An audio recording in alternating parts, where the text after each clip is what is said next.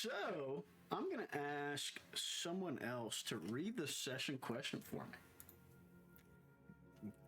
I believe the session question was, what would the group have to do for you to consider leaving?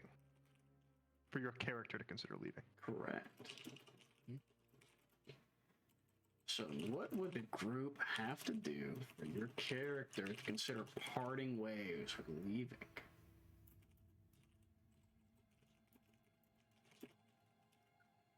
And Noah, since you read, you also get to pick who goes first.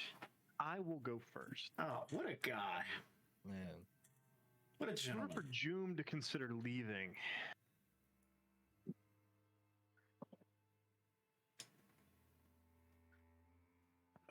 you know, I think Joom thinks a little insight into his mind here that he has a very quiet underlying sense of control of the group, and he would have to feel that shifting dramatically in a way that wasn't going well, like sliding in a completely different direction for him to consider leaving. Not the control of the group, but the control and direction. And what would that look like? What would be a direction that would be... For example, Yeah. so Joom is being very bold in talking to the High Reclaimant because Joom feels like he can handle it. Now, if someone else were to talk and not be able to handle it, and then start making decisions based on their talks with him, that would be one instance where it could be going the wrong way. No, not only that, but you know. Yeah, that's a good... yeah, absolutely. Very good. Okay, and you can, of course, popcorn read for who's next. Let me send it on over. Send it to Garrett. Righty. A decision the group would have to make for Nox to split off would probably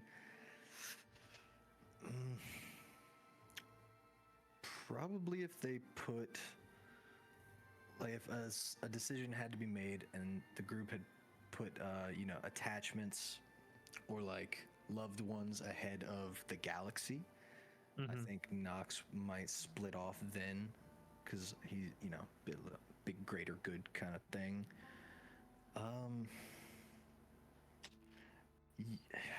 Yeah, I mean, it's tough to think of one, honestly, because it would have to be like a major shift in like how we've been operating, because how we've been doing it has been pretty Been working. on the up and up. All right, very good. Hey, nothing like the loved ones being ahead of the galaxy. That's a good theme for Star Wars. And who are we passing it to? I'm gonna pass it to Will. Can y'all hear me? Yes. If everyone joined the High Reclaimants, Easy enough. Yep. And technically, they're just the reclaimants. There's only one High Reclaimant. they try to join the Reclaimants. If everybody, yeah. That's the only thing. Timjen's sticking it through thick and thin. Other than that, I mean, pretty much. I mean, other than that, the only other really thing that y'all probably do that would make Timjen want to leave is if y'all sidelined the whole "let's save the world" thing. Instead, was like, let's go do some criminal shit. Let's go open up a business. You're gonna hate on Joom's coffee shop dreams? yeah. Yo, what the fuck? I'm very full sent on the idea of saving the galaxy. So, yeah, That's a good full send to me on. And that, of course, leaves us with Raj, the titular Raj. The titty Raz. The titty I think- Raj. If we've ever like crossed where we have more like current party members dead, and I think Roz would include kind of like counts as like half Declan, but like say we lose 2-3 of us, whether it's they become influenced by the dark side, join our claimants, or they die. I think Raz won out. Okay, so If we start taking too many casualties. I see. Now, in a world where Raz is the last Ronin, if you will. Oh yeah. What's like the next step? So say that 2 or 3 people do, you guys fight the Hyrule claimant or whatever and lose some people in the process. Like, what's next step? And let's say you're successful, you guys win. I mean, but it costs everything. It costs everything, and we kind of win it out. Well, I've kind of seen and done it himself, kind of like getting out of the way, going to just some stretch of the fucking universe and finding things to do. With Declan talks about his time away. Pasada has been away for a while, just kind of leaps around, does whatever. Probably something like that, but definitely would see it by himself. And ideally, the family's there too. People, Raz's family has survived, and he's able to go back. But as far as the power and responsibility of the Force, I don't think he'd want any of that near Glee. Let's see. I think if he'd be someone that people would seek out, he would want to be away. Hard to find. Right. Good answer. All good answers. Now, one other thing that I mentioned, just so we know, we're getting this XP expenditure. This session most likely will cover a couple of months of in-game time. Just as a heads up. So, it doesn't have to be this week, but whenever, I would like to, because we'll also have a potential to, get some new gear, most likely. So, think about, everybody's very different than who they were 30 episodes ago, because that's whenever we met Timjin. So, think about what your character needs now, and what they might carry, or think is important to have with them now versus character creation, because we really haven't swapped up, armor and stuff like that, or any gear at all really since the beginning. So think about that while we go on. But that brings us in to the start of the episode. So go ahead, everybody, roll your force die for me. Roll your destiny points. That's what they're called.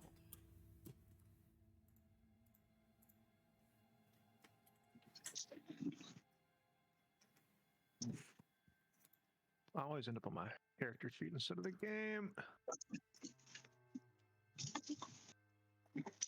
How silly of you. Is that right? Okay. I'll be taking the 2 light side. June with the big numbers. Also, June, I'm not going to tell you for what, but I'll be using both of your die results today, actually. Oh, Perfect. Not for the destiny pool, but Okay. Oh. But you will get your 2 light side points in the pool naturally, and you get your 1 free one from Okay. Paragon. From Paragon, correct. And then we'll need Destiny Creator.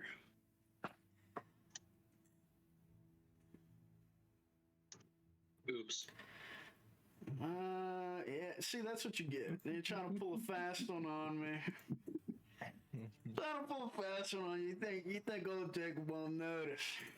I won't notice it's a free light side pill. Well, gotta wake up pretty early to get that one by me. Okay, so, little recap. We have the epic conclusion to the Balmora arc, if you will. and the fight with Reclaimant Greg coming to a head, sharing not only physical blows but philosophical ones as well. With a few of us much worse for wear than originally. We had Anra coming to the rescue a little bit as well. And she got blicks, bro. Man, she has a couple blickies on her. She does. We say goodbye to Mama Jin in a very tender moment between mother and son. And we left the planet. We got healed. We did some saber training for the new guys. So all the fresh little saberies got some instruction from Roz, of all people, helping them out through the pure physicalities of the forms, with a little bit of help from the Hollow. We also found out something very curious, thanks to, once again, Roz having a bit of a vision. Found out that there is a nugget, a little crack of corruption still within the kyber crystals that the three students have been using.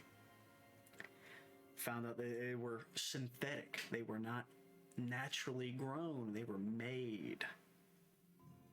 And Raz crushes his in his palm after thinking and having this revelation. Later on in the night, in our journey to the Nalhutta system, June is pondering the Force and reaches out and asks for a little help. And he gets some in the form of Czar, who gave him a little bit of a history lesson on himself and talked to him about the Force and the nature of things in many ways. We came to the conclusion that perhaps Czar could help a former enemy of the parties in Sugan, and sent Czar to Samovar to see if something may come of that. And that is exactly where we left off. So, if there's anything anybody forgot that they wanted to do on the Justicar, you may do so. But if not, we will be coming out of hyperspace above Nalhutta and Nar Shaddaa. Think I'm okay? Okay. Got all my stuff done. So, as we drop out of... Yeah, go ahead. Did we decide because after Roz crushed his saber, we were all like thinking whether or not we should keep our synthetic ones or try to go find actual. Did we see Roz crush it? For the holocron. Oh, okay. But we separate. We talked about it out of character though. Yeah. I don't remember. Did we share the information that they were synthetic? I think that was. Oh no, we did. We did. Everybody popped theirs out. Yeah. Everybody looked at their crystals. So I think that might be a good place, maybe a last word, if you will, before we head down planet side. Yeah, I mean, so I don't feel great about using these synthetic crystals. That we had seen that the non-synthetic ones didn't have the crack. Correct. So out of the ones that Timjin, Savo, and then the two that Anra had did not have the cracks. Correct. Yeah, I talked to the holocron, and it seemed like he could track them. Yeah. Well, I guess we can just deal with our business on Nar Shaddaa and Nalhutta, and I guess next step. Can't we just find some kyber crystals there? I mean, isn't it like a shady black market? Someone's got to sell it, right? Yeah, but it might be another synthetic Yeah. or corrupt. Really stolen Why don't from we just someone. check? We can. Declan had mentioned a place that we can find them, if I remember. I think we were on the planet. Was it Chandrilla? when we went to see Sugan, right? There was a bunch of crystals down there, but Those are the crystal caverns. They were not kyber crystals.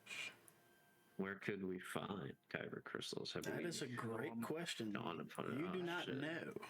You do not, Hey, yo, Anra. Hey, Antoine was library lady. Bitch that knows shit.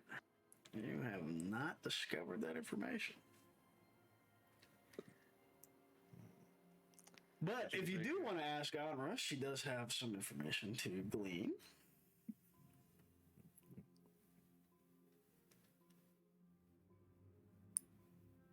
Oh yeah, big time. Okay, so she's been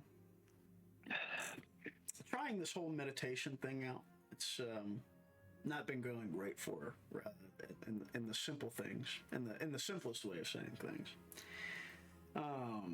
So she's also not looking quite like herself, mainly because she does not have access to the hundreds of thousands of credits worth of personal gear and boutiques and things of that nature. So her hair is frizzy. She has not had her special color shine conditioner or anything like that in quite some time. But other than that, no worse for wear. But ask her about kyber crystals. She does mention. Try to quit dropping everything in real life. He mentions. I don't know why I'm in third person. Oh, yes.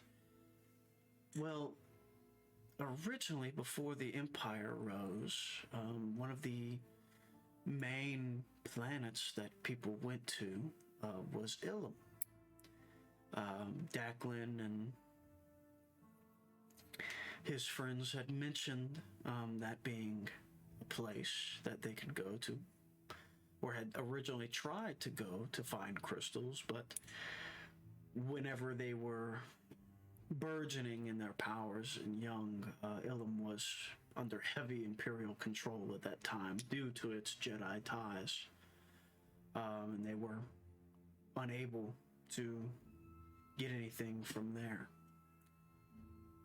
Now, unfortunately, the Imperial ties to Ilum ran deep, and much like the core of the Death Star being a massive kyber crystal, the core of Starkiller Base was the planet of Ilum, and with its destruction, that unfortunately is no longer an option for us either. Do we know where Declan sourced his kyber crystal from? If he couldn't get it from Ilum? I do. I believe that they got theirs from a cave system of some sorts on Dantooine. Be careful of them crystal dealers. There was a enclave there in the time of the old Republic, 3 or 4 millennia ago, that was an offshoot, well, not an offshoot, but a subsect of the Jedi Council. Was there, and they had a great deal of young Padawans and initiates go through their trials of building lightsabers there. Now, I've not heard anything else about Dantooine in quite some time. It could perhaps be worth investigating or learning about. Dantooine was also mentioned when I did some research about the Star Forge. Ilum was one of the other places mentioned as well, and Malhutta. Star Forge. Yeah, I think it was some kind of forge from a really long time ago. I don't know if it was a lightsaber forge. Wait, that sounds cool. You said Malhutta. Yeah, apparently.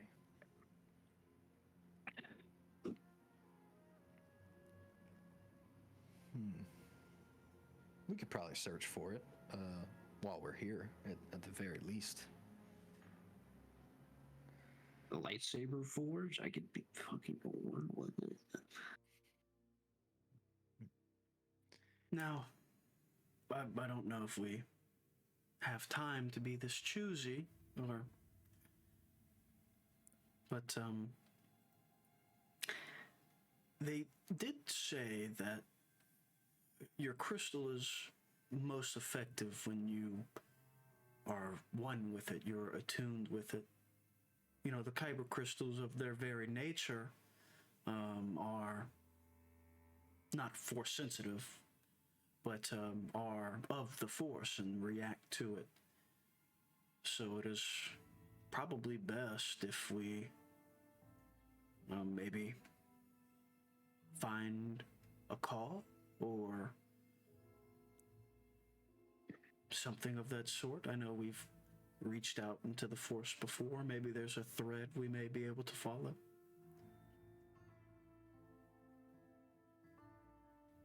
Yeah, I like that.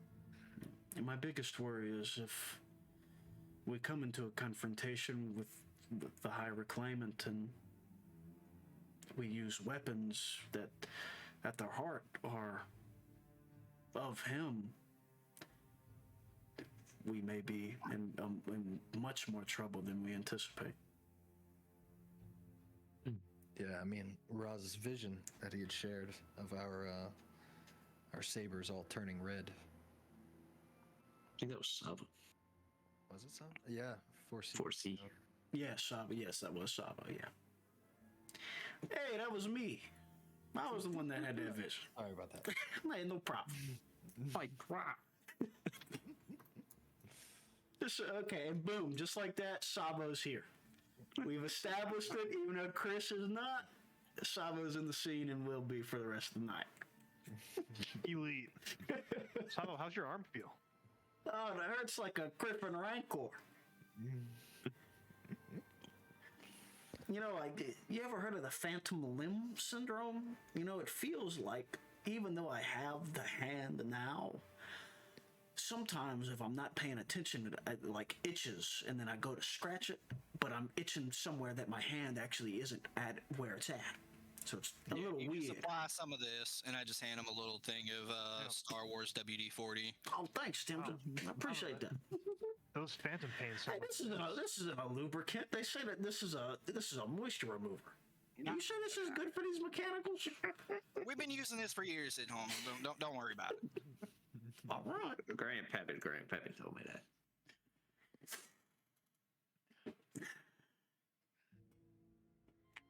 Right, yeah, I guess we'll just settle our stuff on Al Hutta, and then we can worry about the crystals.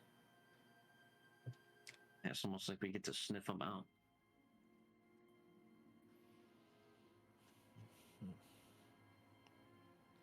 All right. Well, what planet or planetoid, I should say, are we going to first? Nar Shaddaa or Nal Hutta? June? I believe we said Nar Shaddaa last session. Very good. The Smuggler's I Moon? believe we said that.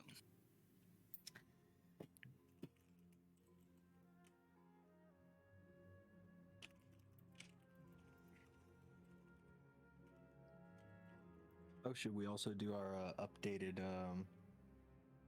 view? Are we looking good? Yeah, how we're. If everybody, well, we'll hold down. We'll hold down, unless of course you're ready. If you're ready, I was gonna say pussies. Some minor changes. You got it in the dorm room. yeah. Hey, if whoever's ready, whenever we have our screen wiped to you guys walking onto the shady streets of Nar Shaddaa, feel free to give us the updated view of your character. I would love that. So Nox, some things change, some things stay the same. Still has sleeveless Jedi robe, but it has been cut to shit over all of the different battles that we've had. So it's been like, you know, a lot of patchwork, stuff like that. Two kind of big, like, almost like trench pockets, like one on either side that kind of like, float back as he walks. Has just the one gauntlet now on his right hand for the shield gauntlet, Left hand is completely bare. Got some heavy duty boots, steel toe, of course. And probably just like a small kind of like maybe like leather, like vest or something like that, like underneath. Let's see. Now, is Knox in the habit of wearing his helmet all the time out in public? I'd say no. Yeah. It usually will stay in the room. I see. Gotcha. But if he does have it, he keeps it on.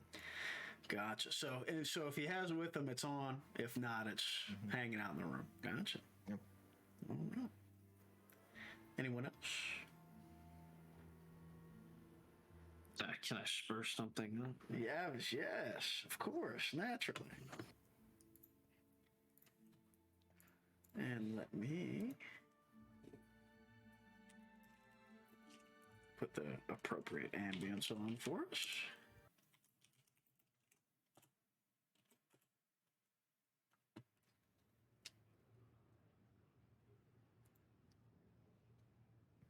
I think Roz is trying to look like a sailor. We're gonna have the like a white I was muted this whole time. Fuck. button up Yeah, workman's looking shirt, brown like work pants with the fucking like a light tool belt that keeps the lightsaber in it.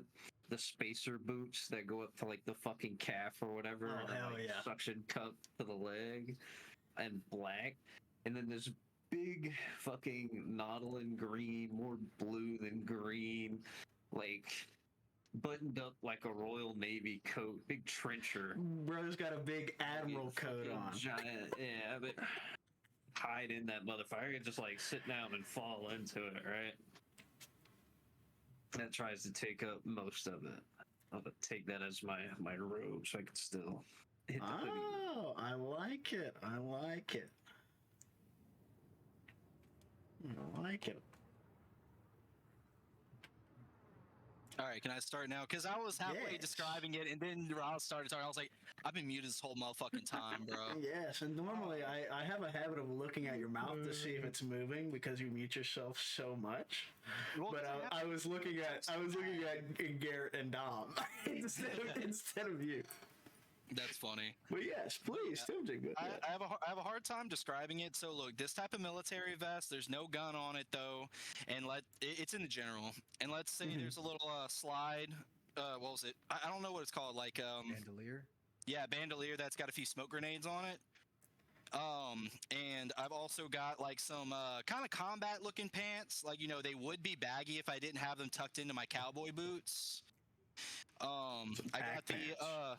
I got the what do you call it? The Jedi robe over it, and the last little bit of flavor. So you remember whenever Roz did that thing where he used like the birdhouse that me and my mom had made for like a connection, and then it just fell to pieces. I want to say I picked up one of the pieces and I strung it into a necklace. Very good. Dripped out. User. Ripped out. Man, what's June's drip looking like? No one put forces on June. I already know that. I don't know if that was muted. That's hilarious. We just had that conversation. Good job, guys.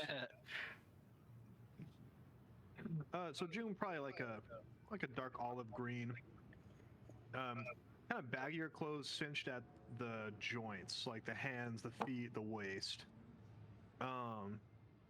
Maybe like you know how the oversized hoods kind of fit, forming like the ruffle, almost like a little neck, but it's not really a neck or a hood. That and a little half cape. The half cape. Half cape. Fuck with the half. Oh, The half cape. trippy. Yeah. Kind of slanted to the side, I see the diagonal cut. Oh man. but it's more of like a circle. Just got superhero. See now, is June wearing his saber? Or you keep Yeah, the it's on his belt. Or actually, it's probably concealable. We were intentional about making it concealable Yeah. in creation. Mhm. So yeah, he would have it on, but it wouldn't be apparent. Gotcha. Now, do we have? And we simply describes it as a canteen. Yeah. So, do we have folds? Anything of that nature to? Plenty of areas to conceal something. I like it. Nice, flowy. The only thing giving you form is the cinching of the joints to allow movement. Yeah. I see. Got the Sidious saber in the sleeve. Oh, the classic. Oh, wow. All right. Well, Keep the Tommy tucked. keep the Tommy tucked, and naturally, we are. Yeah, I just thought, can I flavor my cape? I mean, sorry, my what was it? My robe, however I want. Of Bet. course. All right, it's got no arms. It attaches by the neck, so I could throw it behind me whenever we're in battle, You cape style. I like There it. we go. And No, honestly, no arms, Knox. You're starting a fashion statement. It's catching on. It's catching on, buddy. was Anakin wearing black because he was bad, or was he bad because he was wearing black? That's a tough question to ask. But He was wearing black. of course, I feel like June's been wearing black the whole time. To be fair, Paragon of bad. important question, June, that I just remembered: What's that? is the right sleeve still longer than the left sleeve? Hmm.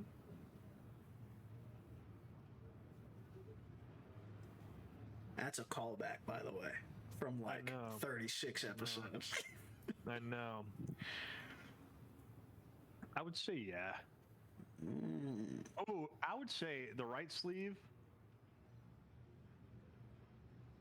Nah, it wouldn't be because they're cinched. His hands are in plain view now. I see. Now, does June's right hand have any scarring or of any of the acid scarring or no? I believe we said the whole right side of his body does, so I think so. Okay. All the dirty deeds of the hand are in But now they're in plain view of the light. I love it. I love it. All right. Wardrobe update. Wardrobe. Speaking of dirty deeds, though, are they done dirt cheap? Yes. Well, they come at a high price. I do come at a high price. This is true. So as we are walking along, I would say probably the Duro sector. Common, casual, everyman sort of zone of Nar Shaddaa. Half labor, half retail and merchandising. All sleaze. Where are we headed?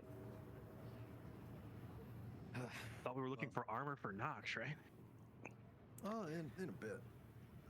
First, I'm gonna go back to the spot where I had fought Jax and talked with Driz. See if he's there. All right, back to the hideout. Okay. It is easy enough to get back there. It is not an easy trek. It was originally picked hiddenly for a reason, and even though you know the way, the shifting corners and the moving mass of bodies in Nar Shaddaa doesn't make it easy. But you eventually pick your way through maintenance shafts and closed down corners around about a couple of times. And on the very edge of one of the industrial sectors of the moon, once you finally climb down, this sort of open air enclave, if you will, that you remember being in, is in the same spot as you enter through the door and walk into the very first antechamber. Go ahead and give me a vigilance check for me. Me or a group? You. Vigilance. Okay. And difficulty? That'll be an average check, 2 purples.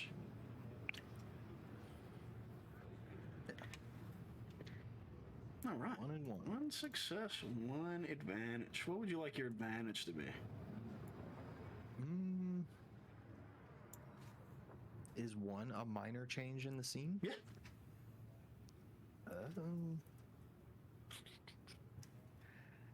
I don't know why I asked that. I got nothing. I was about to say I've barely even described anything. What are you thinking? And Well, let me say this first. I will come back to it. Let me give you your success first. Yep. you notice that it looks abandoned. Purposely, though. It looks like things have been rearranged and moved, and new refuse and trash has sort of been sifted in purposefully. A lot of the lights that you remember being in here are not on. It is dimly lit in here. Most of the light, if you remember the little chasm in the middle of the two chambers, most of the light that comes in here is from industrial lamps and lights from further out that are eking their way in through that chasm.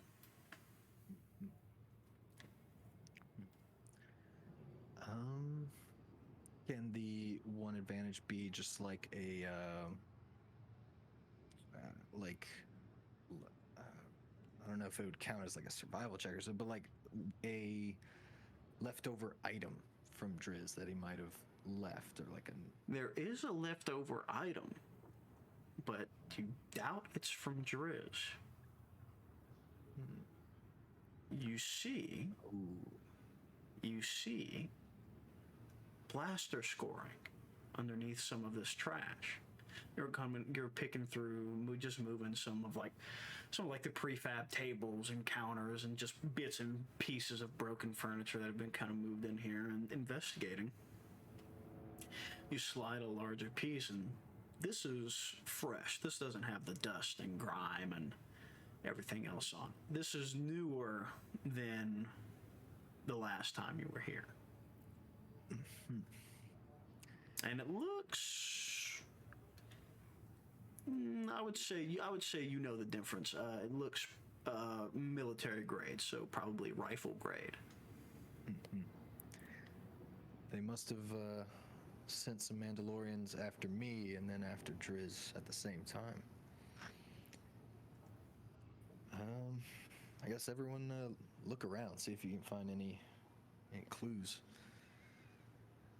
I'll just start like tossing stuff, just like looking for if he had like a little like hidey hole where he would like, you know, underneath like a banner or something. Well, you remember on this side that this is where you fought Jax. Oh, okay.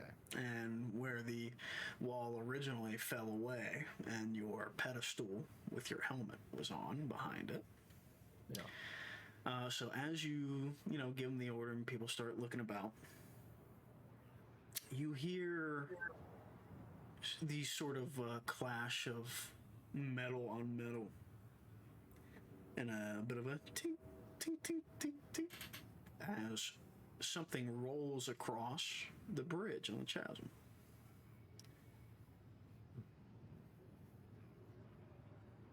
Like humanoid sized? Oh no. You can tell that it's an object. You can't quite make it out from here. You'll have to approach and... Yeah. I'll go over and pick it up. As you walk over, it becomes more clear. It's a helmet. One that you are familiar with or have seen once before. Okay. So it would be a Clan Rook. Not quite. Oh, Vizsla. It is one of the more angular, sort of narrow-profiled Vizsla clan helmets.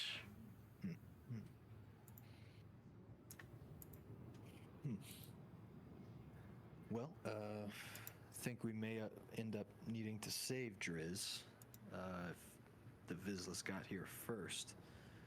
Who's the business? Another clan of Mandalorian. We met them on Chandrilla once, and they were also looking for me. You were there. You were there for that fight, by the way, Tim. Okay, good.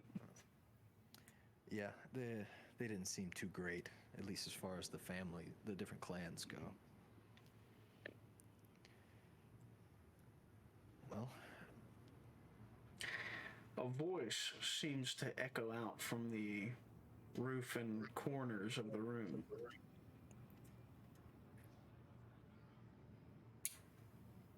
What kind of voice?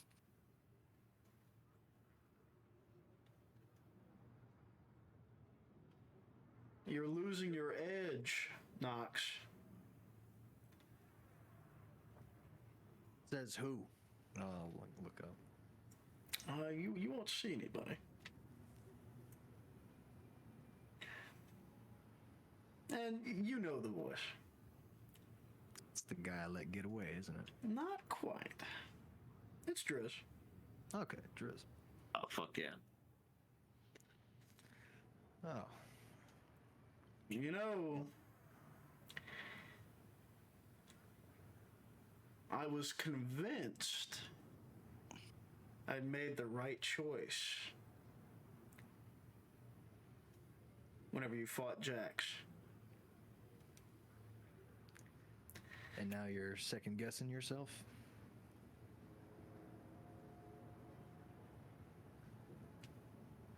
Maybe.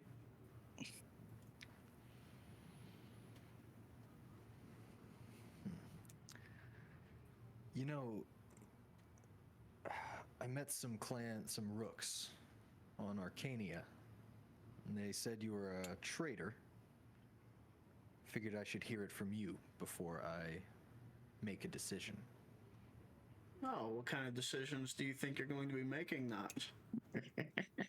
The decision whether or not Clan Ordo is gonna remain traitorous or regain its honor.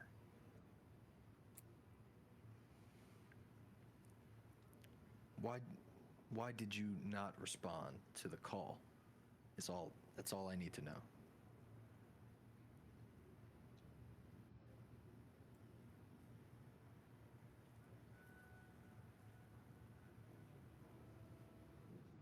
And while after I say that, I'm gonna use Seek on Driz to get locate or direction.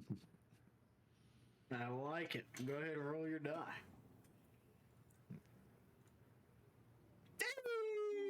Ooh, everybody's keyed in.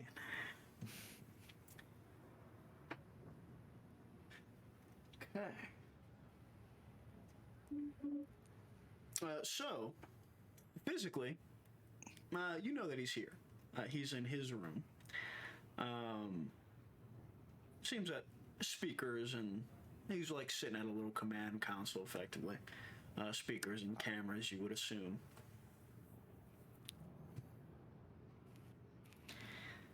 But yes, he is here.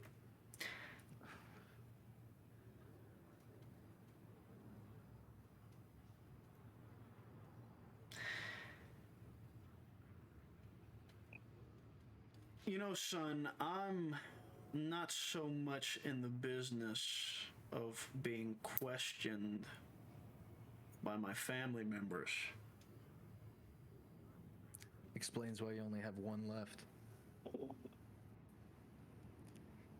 I met the Rooks. They're about the same as us, but there's so many more. They're much stronger. Why did you induct me into a dying clan? You think they're stronger? There's more of them. And more makes better. Doesn't hurt.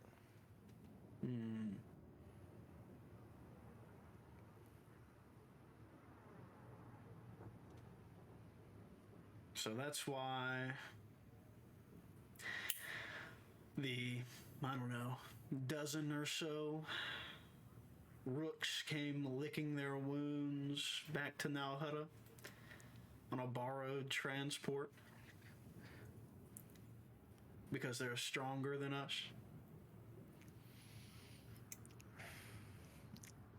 It's complicated. Oh, it's not. We have business with them, and I told them I'd find out if you really were, a traitor. There is a Mandalore. But you don't.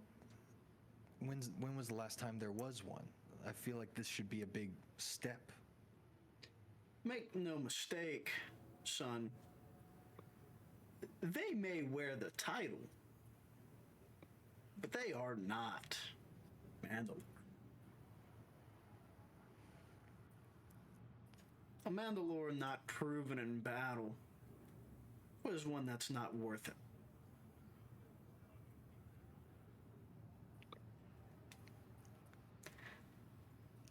This Mandalore likes to be neutered, toothless, clawless. When the Empire came and knocked on the door and decimated our planet, Night of 1,000 Tears, maybe I haven't done a good enough job with our history, Knox, and for that I apologize. Little lacking. But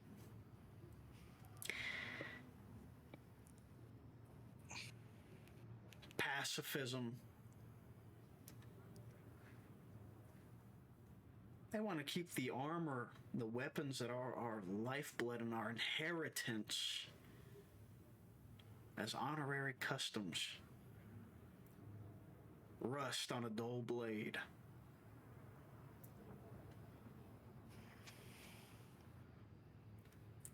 Knox, understand this. War is your inheritance. That is the only thing that your birthright, your bloodline has a claim to. You should not be so quick to shirk that.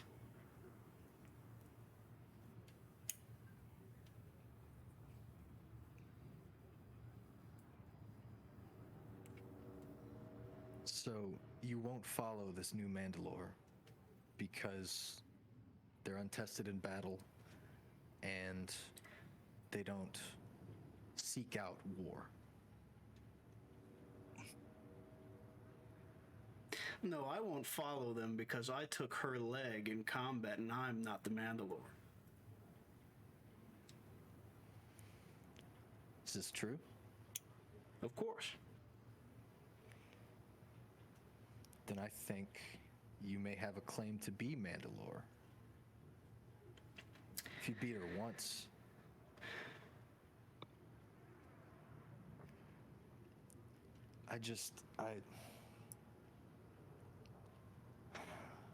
It never made sense why you stayed here, Nar Shaddaa, just hiding in this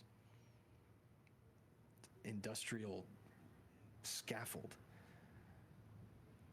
Like, there's a whole galaxy out there full of warriors that you can test yourself with, and you didn't. But you won't become Mandalore. I guess I'm just confused about your motivation, Driz. Nox, it's not that I can't become Mandalore. They do not want me to be Mandalore. They're happy to turn a blind eye to our customs because I would bring back our inheritance. I would craft us new teeth and new claws and take our place in the galaxy that is rightfully ours. Nox, I know you've seen it. You finally had a chance to leave this planet and experience it for yourself. There's nothing unifying this galaxy. Nothing but strife and conflict and war.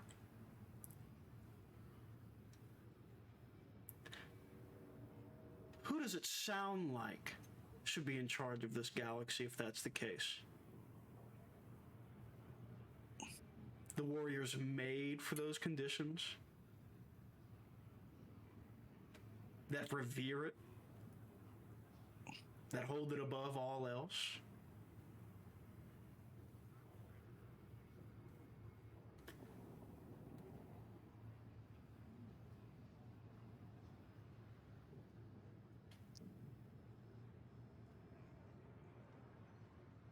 That first line of the code I always had a tough time with.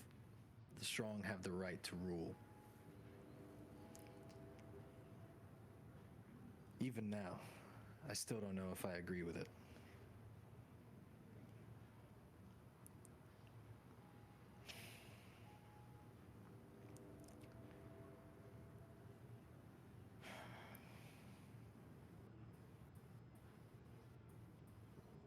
A guiding hand must be strong, Nox.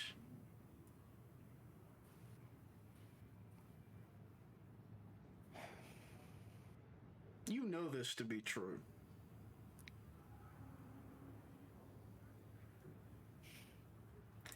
And I've guided you to this point.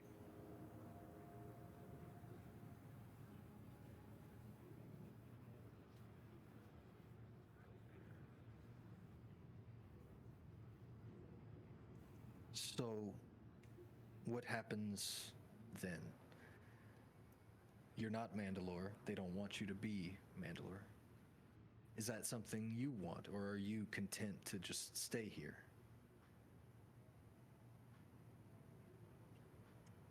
I'm too old.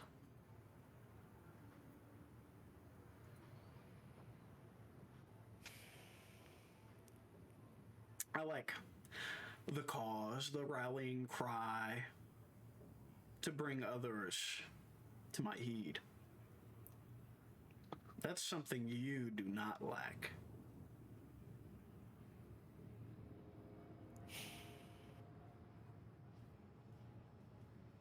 You think these 4 others with you, or 5 technically on reserve, you think these 5 others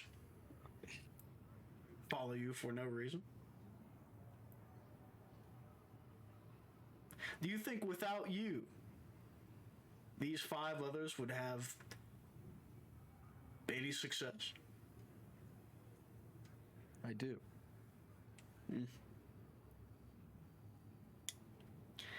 I've seen the feeds from your helmet, Nox. I disagree. Wow, didn't tell me about that. It's a long range on that thing.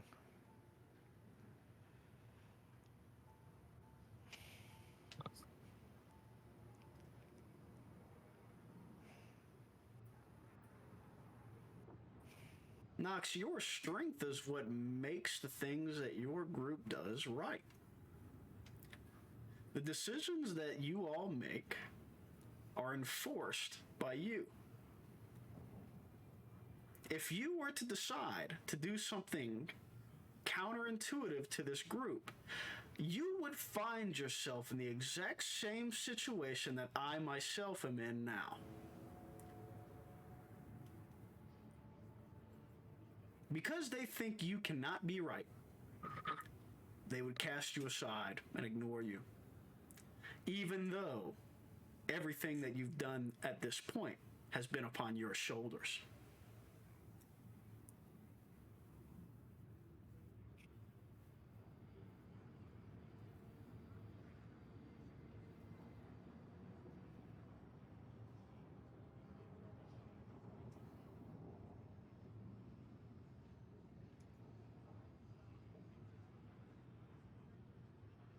You know, I thought for after you gave me the helmet, I pull out like the lightsaber so that like the camera can see it. I would not have killed Jax had it not been for this. I believe that. I think it might have been a mistake to make me a Mandalorian.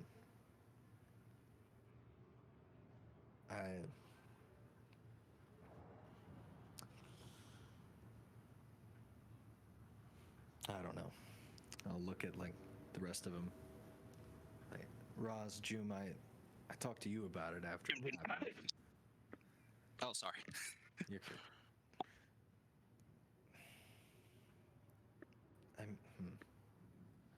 I guess I am just curious what you guys are thinking about what he's saying. Team Huddle. I mean, it kind of makes sense. You know, he's gotten all this on his own. It seems like they didn't like what he had to say, and he had something he really needed to say. So he beat the shit out of him, and he's still here.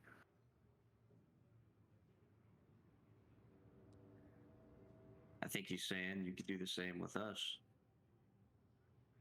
If you wanted to leave, you could just beat the shit out of us and leave.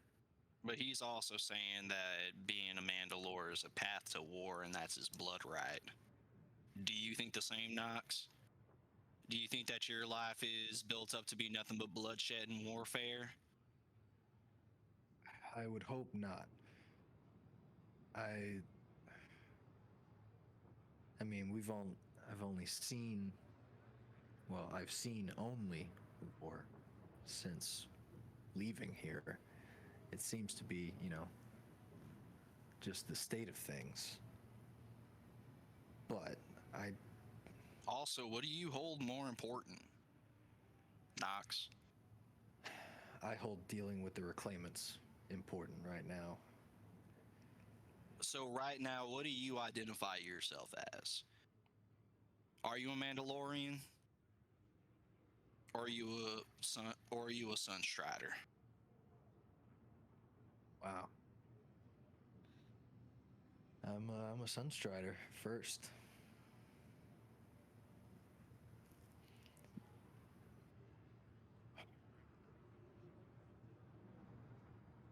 I think the idea of a Mandalore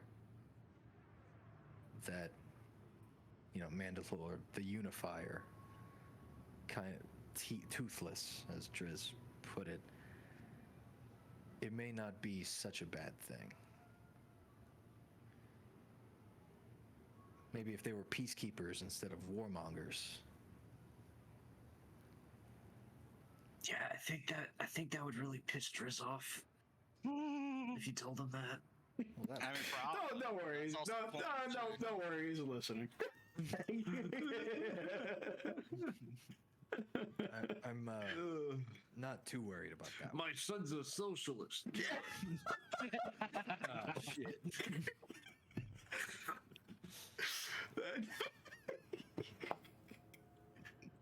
God damn, that's So fucking why do you funny. take the Confederate flag off the ship?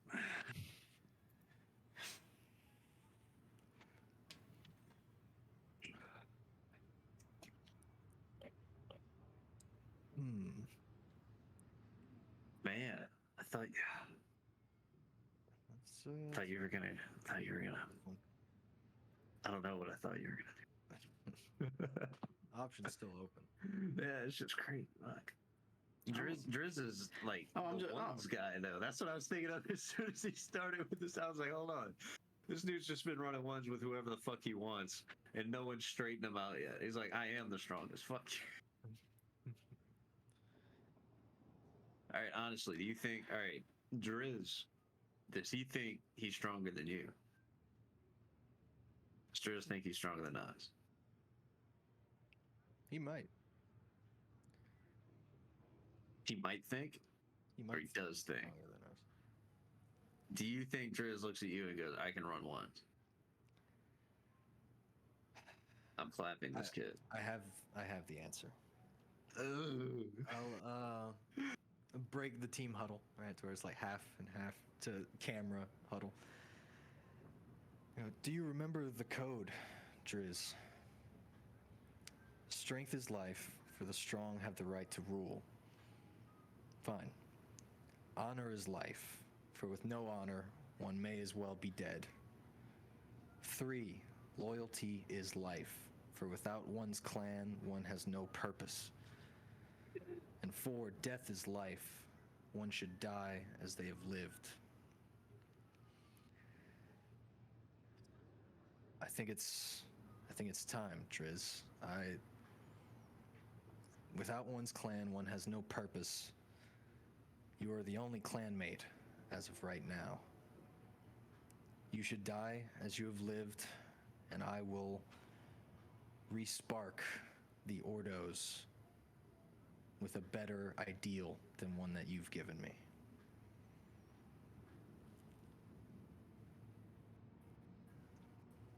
Did you just Well, say you're the good news is that you don't have to say it to the camera because he's standing on the edge of the bridge. And this is a sight that you have never seen Oh boy. because he is He's a fucking Gundam. fully armored. And his armor looks sort of like the Beskar weave, so it has the frills and sort of swirls in it. But in the low light here, you notice this whole set that he wears has this sort of bronzed quality to it.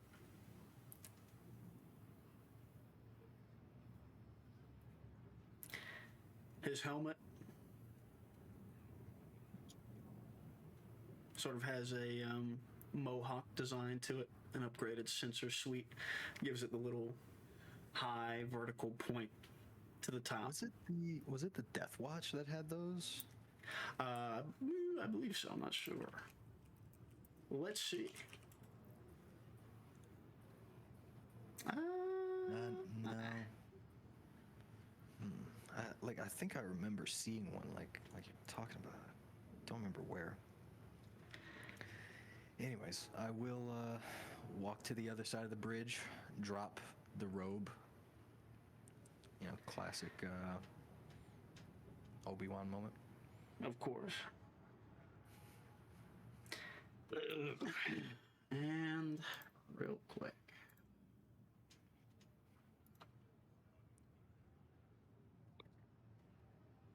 God, this guy looks like a super trooper. Hey, Knox. Yeah, May the force be with you. you as well. Turn, give a stretch, flex the traps.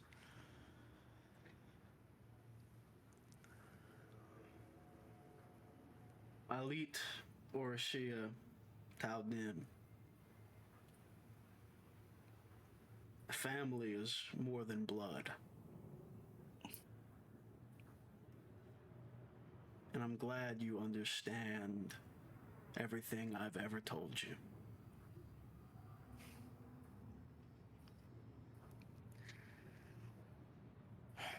It's news to me. A wicked blade comes out of a sheath on his side.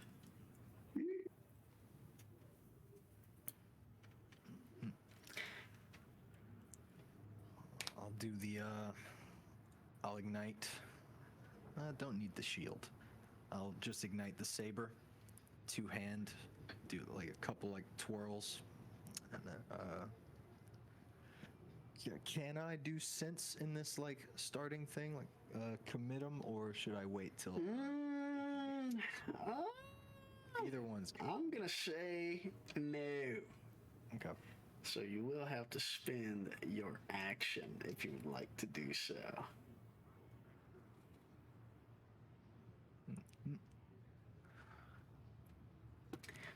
And I will look back at the group and no matter what happens, don't interfere. And I'll turn back and take up my position. Mama mia.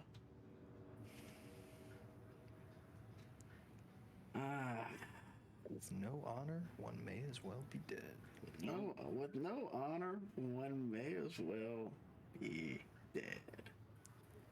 And if no one knows you are alive, then you might as well be dead anyways. Someone knew he was alive.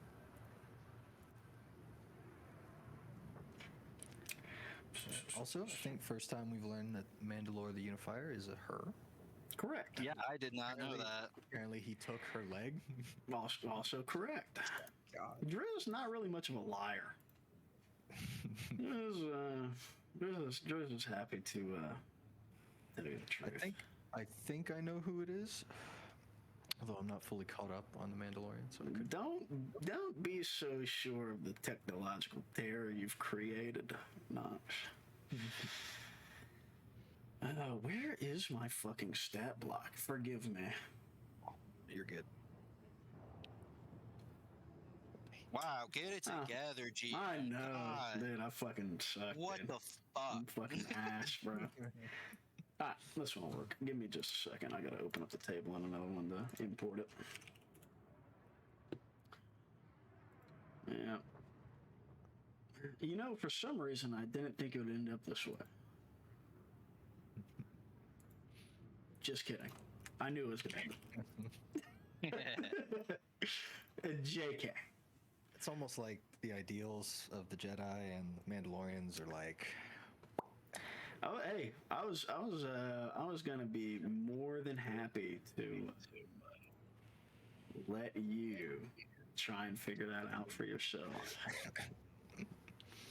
That was, in fact, the point, though. Also, now it's canon. Freaking Tim Jin's the one that came up with Sunstriders.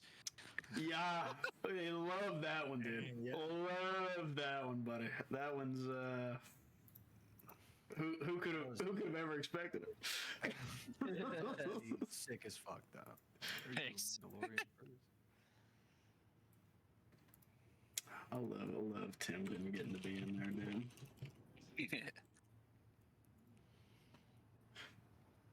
Speaking of which, I've been working on this the whole time, trying to figure out what his drip looks like. Oh shit!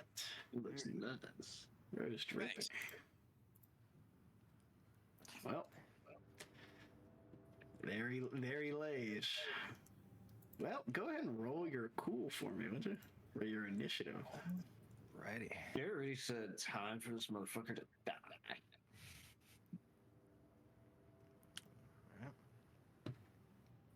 Ah, All right. That motherfucker's cool, bro. What? yeah, dude. Well, you know how that goes. Sure is a cool Presence guy. dump stat crew. Now that is the truth.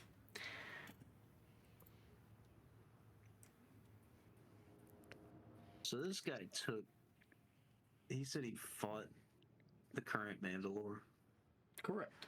Mm-hmm. And Took- one. Took a leg. And whipped her ass.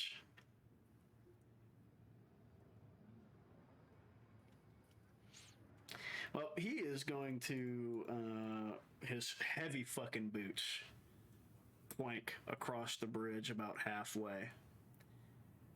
He pulls the blade up in two hands. It has like the sickest long curve to it. It's about a 6-foot blade. And as soon as he pulls it up into position, it begins to vibrate like imperceptibly fast. And his action will be taking a guarded stance. I would be remiss to not see how much you've grown myself, my son. Hold nothing back. You either. I won't. It's just so. And just so we know, this ain't challenge points, baby. Oh yeah. This is straight raw stat. So the bridge, how wide or how narrow are we talking? It is a little bit past of barriers. In Star Wars, fuck no.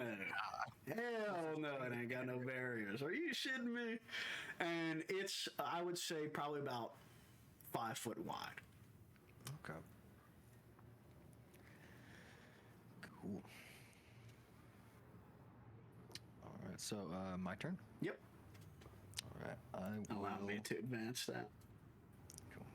So action, I will use sense, and see what I get. Oof. Okay, so I did have a question about Yes. sense. Since getting the final upgrade, I can commit a force die to upgrade attacks on me.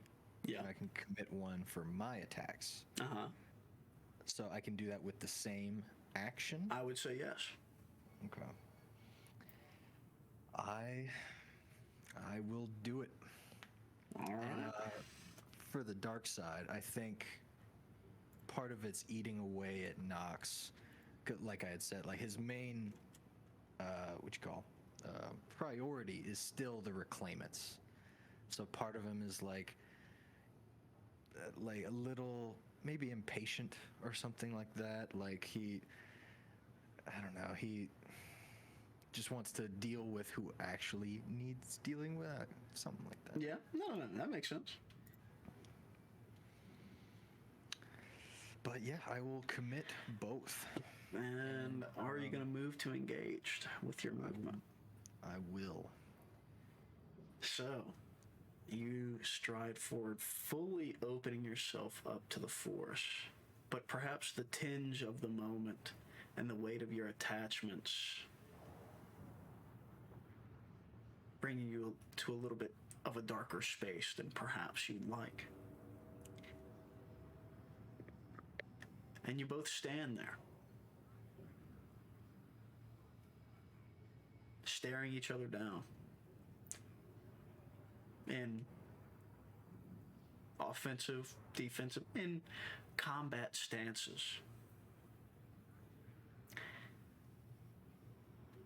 5, 10, 30 seconds go by.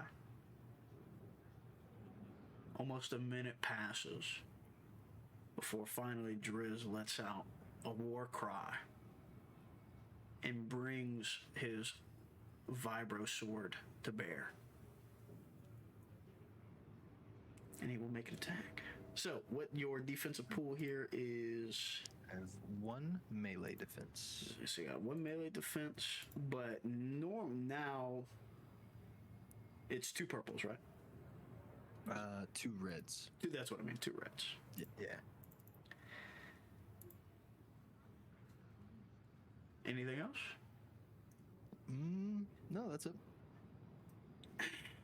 You might need these.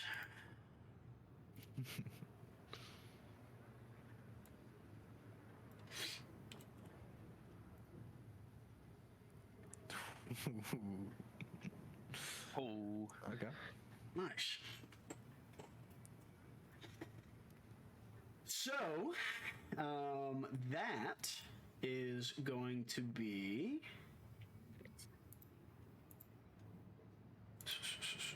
Gotta pull up the damn stat.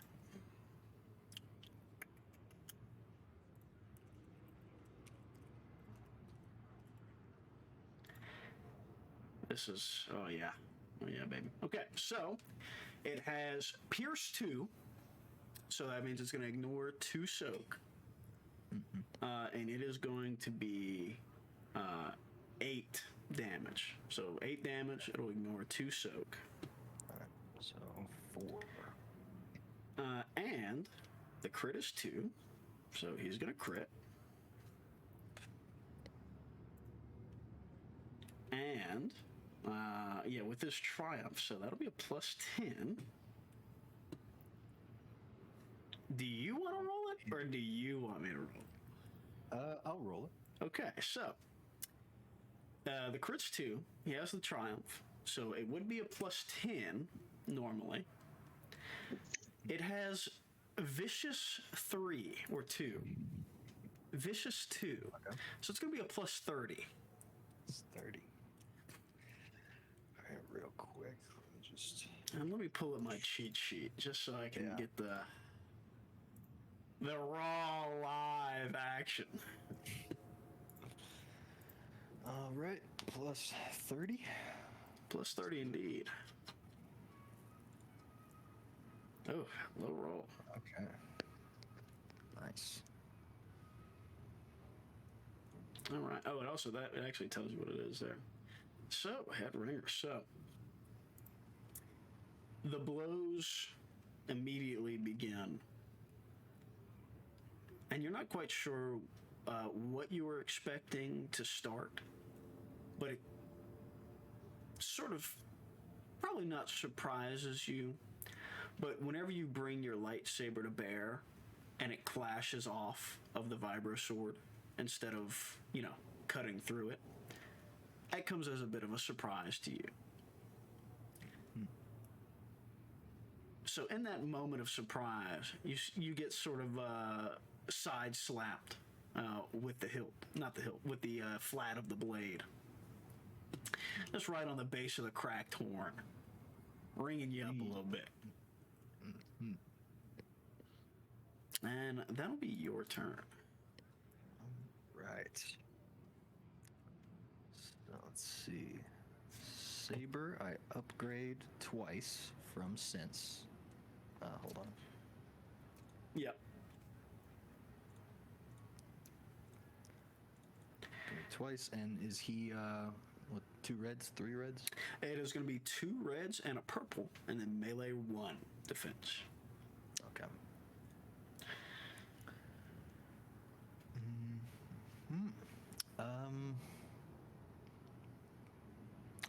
I'll maneuver aim to get myself a boost. Take your strain, buddy, and go ahead. Yeah. All right. I think that's it. Oh man. All right. Yep. 5 advantages. 5 advantages, yes. I think I'm gonna crit plus 40. I love it. It'll actually only be plus 10, so I'll roll that for you. Oh, he has some stuff to lower. Oh, yes. Nice. Yes, he does. Not this guy. And what is the... Okay, so 8 damage. He'll take 3 wounds. Ooh! Mamma mia. Holy shit. Selected by the GM. Garrett the advantage fucking merchant, bro. He's just handing The these advantage bitches of out. merchant, indeed. Man. I'm gonna say...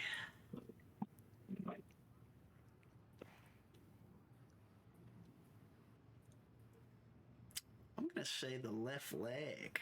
Oh right, my right, god. right above the knee it goes. I'm greedy. And it's lightning fast. Have you taken your form yet? Or do you have a form? I do not. Okay, so...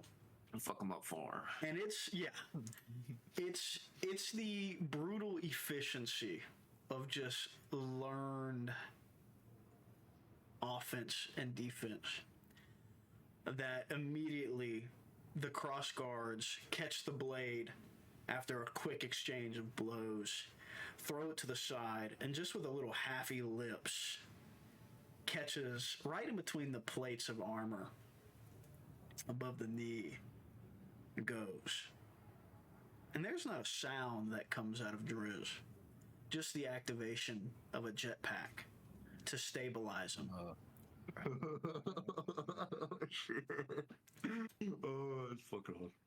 So he does have to take the sort of hop step back before he gets stable, but he does so. Holy shit. Oh.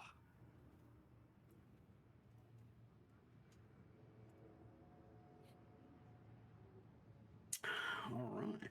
And let's see, what was our last check? 2 reds and a black. And he's going to attack again. I'll do a sense advantage on this one. Sense advantage on this one. Nice. Okay. But 2 advantages, he'll give you a setback die. You So- 12 advantages. Sorry. Yeah, a short burst from the jetpack on his back closes the distance between you and inverts your positions on the bridge as he goes over you. You're able to deflect the attacks that come from the new angle deftly as the force guides your movements along eagerly. Your turn. All right. Yeah. Let me see. Man. Just because I want to throw it in for flavor, I'm gonna just do like a little like force leap like to the other side of him, like jump over him. Oh, the counter. Yes, of course, natural. And I'm gonna fucking land low and do like big like horizontal sweep. You won't allow him to be in between you and your friends. I'm a fan of that. It'll be the same pool. So 2 reds, purple, and a black.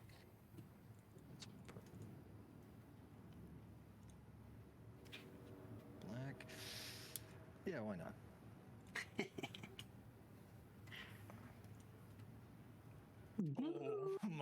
8 successes, not bad. That's a juicy attack. 3 threats. Holy 3 threats. I'm taking 2 boost die. All right. So let's see, 15. You're gonna take 10 wounds there. Golly, what a juicer. I think that might be the most I've had, at least since the Jack's fight. Probably so. Well, straight up pure damage wise, that's the most successes I think you've ever rolled. Yeah. Not counting advantages. Also, Will, you're muted in case you didn't know. But, okay. Gotcha. I wanted to hear your joyous chuckle and laughter.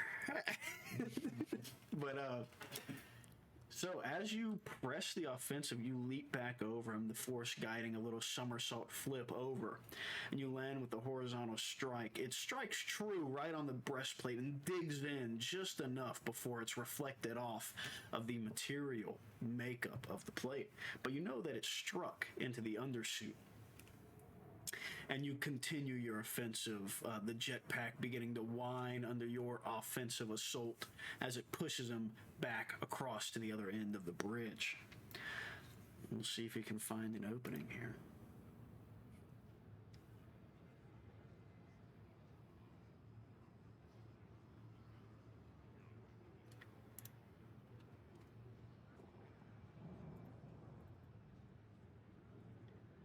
Reds and black, 2 boost on it. Me? Damn. Back to back. 1 threat. What would you like your threat? Yeah, no shit. What would you like your threat to be? I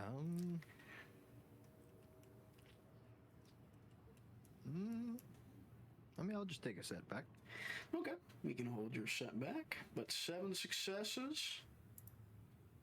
That is going to come down to the exact same total damage actually.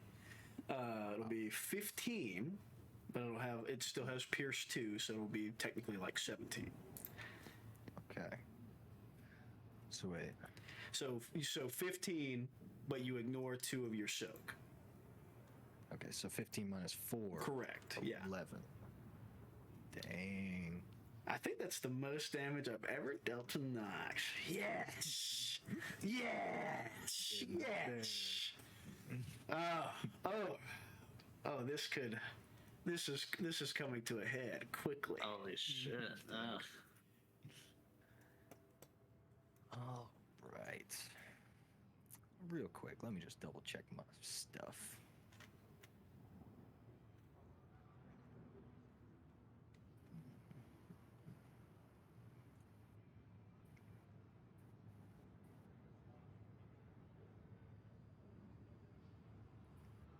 Double check it all you want. The writing's on the wall. This is the end. Goodbye. Say your prayers. All right. I think. So it takes 2 strain for the one. Correct, yeah. Because you technically use the maneuver to be engaged. So, yeah. Do that.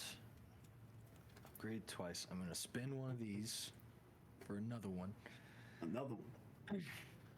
And then 2 reds, purple, and 2 blacks, I believe. Right? Yeah, 1 in general, 1 from that threat. Correct, yeah. All right. Oh boy. Oh man. No. No. Okay. Okay. Okay. 3 advantages. That'd be a major change. Correct. The one of my swings goes wide and cuts the bridge. Kind of shaky. Kind of shaky. Ah, all right. The bridge is a huge gash of it, and one of the supports is missing. And as it bites away and bends on one side under the weight of it, it has 2.5, not really 3 points of connection. And any false step might sag it and break off the other connection at any time. What a change. Oh, wait. Yes. I'm sorry. I forgot to put the boost die from that aim. Oh, yes. It's not going to matter.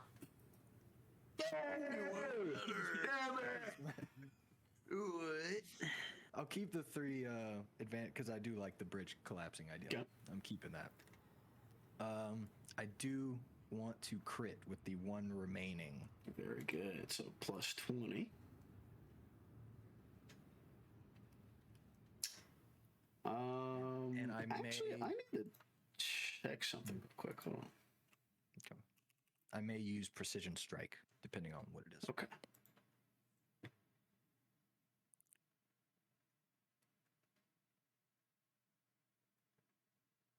Okay.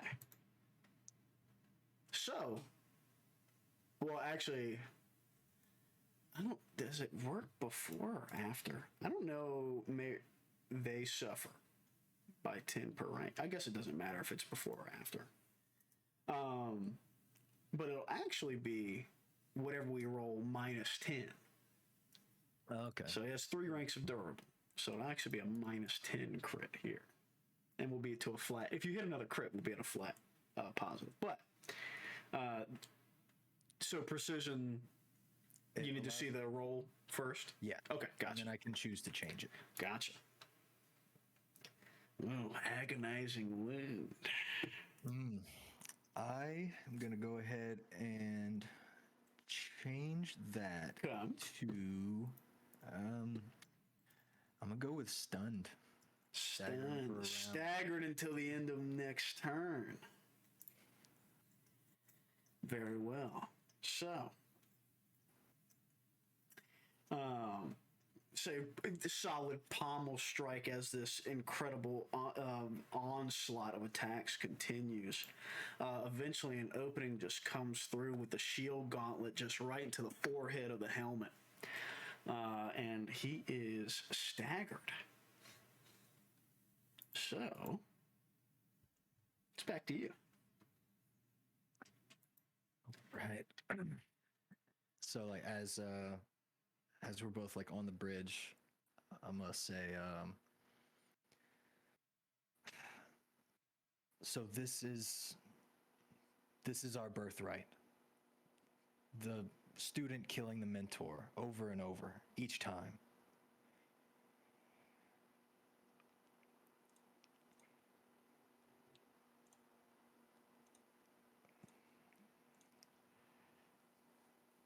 This is just sharpening the blade.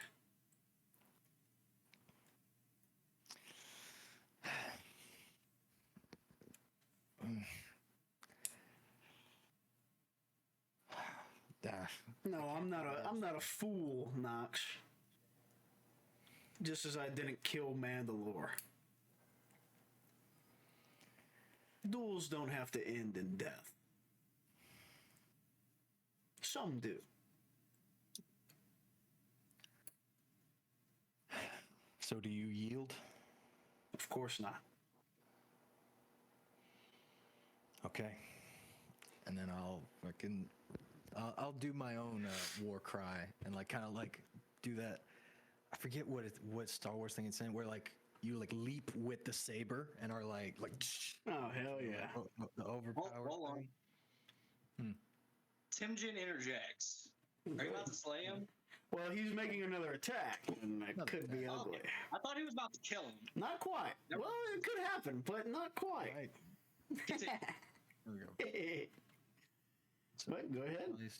You Twice can there. make your roll. Just the one setback this time.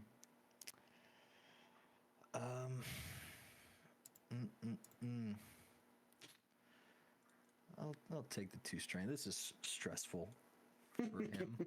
Sure, surely. And yeah, that's fine. And 4 successes. 4. Okay, so that will be 11 is the total. Ooh, end up taking 6 here.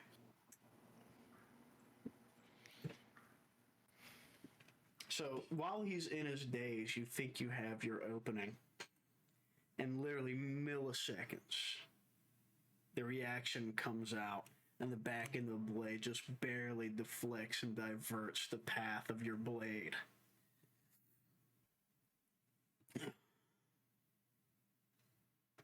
Don't think it'd be so easy, Nox.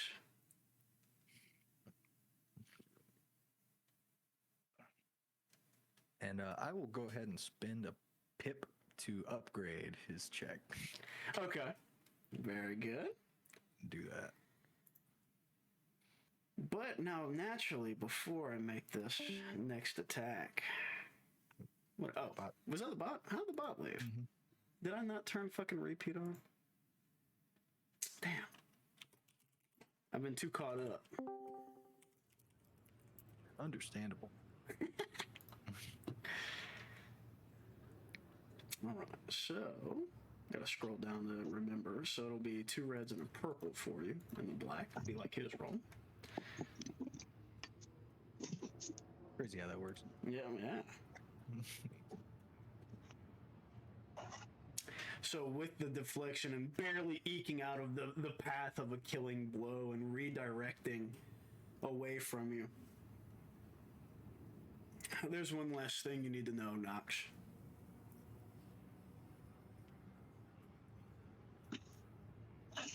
I'm all ears.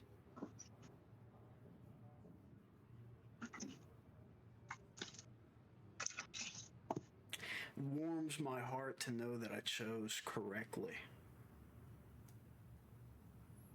It is not often in this life we get to choose things that are so meaningful or important.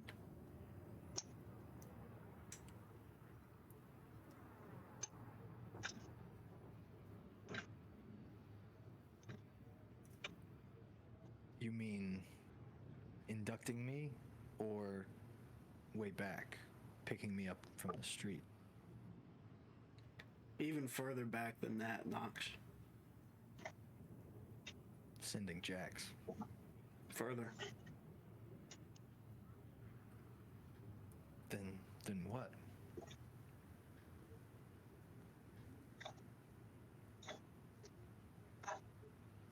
Did you know my parents? I did.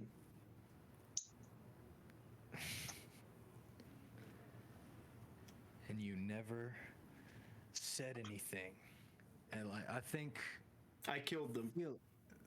yep. A wave is just gonna hit all the bystanders of the bridge as Nox starts seething. If you would like to make a discipline check, you can. I would. And I'll say hard check with a red. I'll upgrade this. A red, 2 purples. Sounds good to me. All right. Roll it again. Okay. Ooh, failure and an advantage. You can heal a strain if you like. Sure.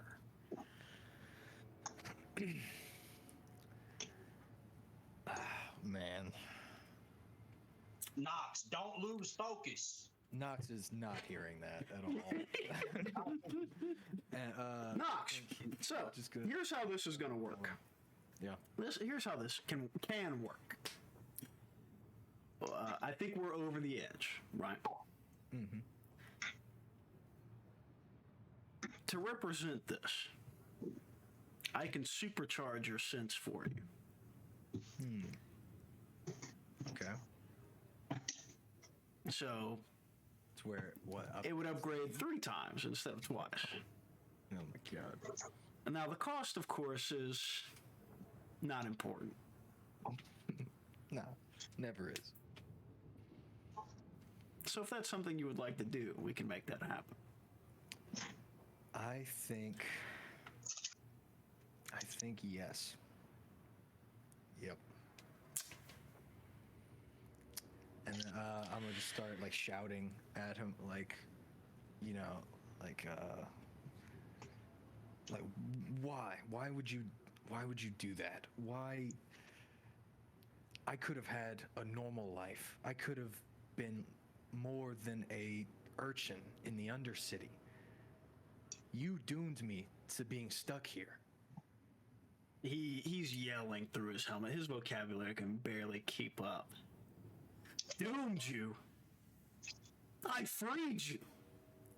You deserve to be so much more than some peasant under the thumb of the Huts. And I saw your potential as a child. I alone knew what you could become, and I knew what I had to do.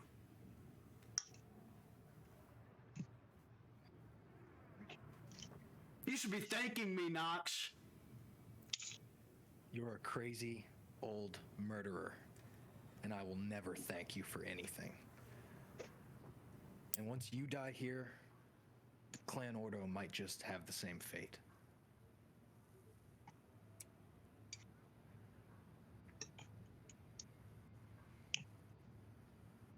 I can't allow that to happen. And you upgraded his, right? Yes. Okay. Actually, let me spend one again. No. You spent one already, right? For that. Oh yeah, right. You didn't make the attack yet. Yeah. Okay. Yeah, because you spent it before the discipline check. Yep. Okay.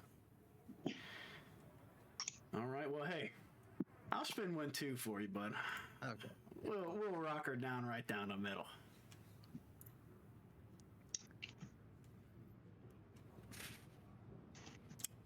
So that will be 11 damage with Pierce 2.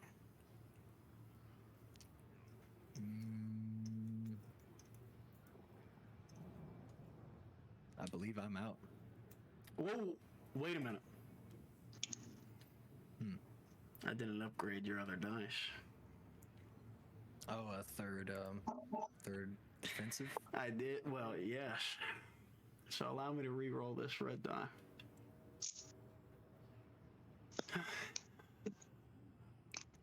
This is for all the marbles. Mm-hmm.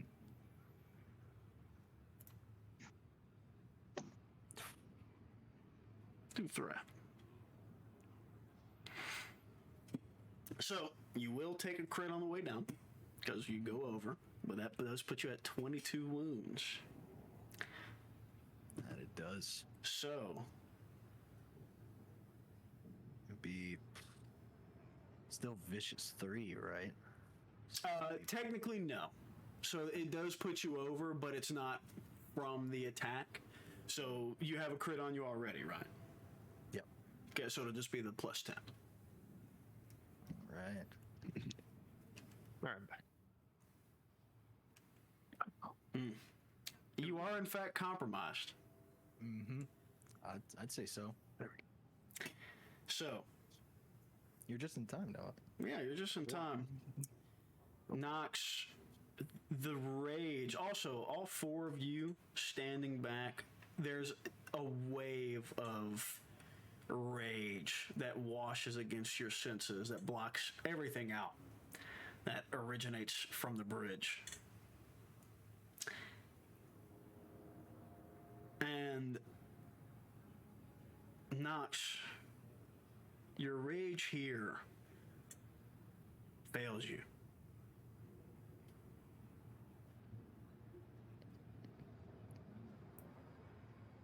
And seething,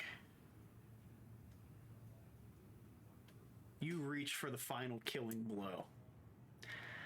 and you know you're going to dispatch him once and for all, and you've set it up perfectly. And there's no amount of defense that could ever stop it. And as you're about to bring down this mighty overhead cut, Oh yeah. the sense falls away from you, and the dull pain starts to seep in from the blade stuck into your stomach.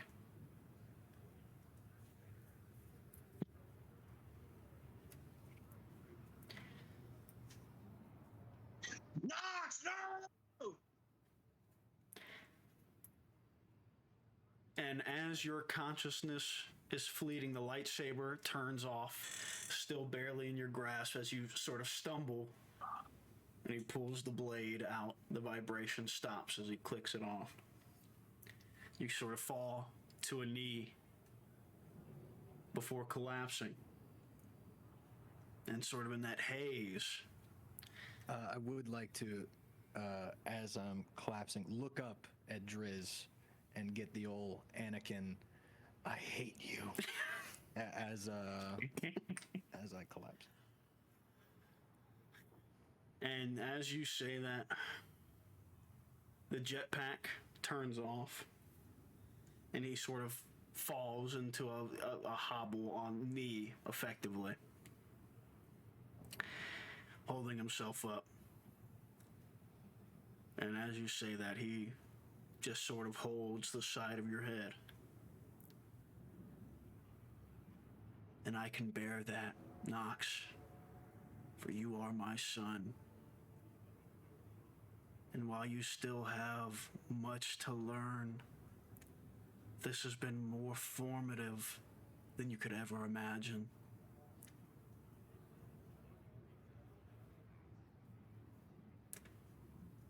If I did in fact choose right, you will survive this.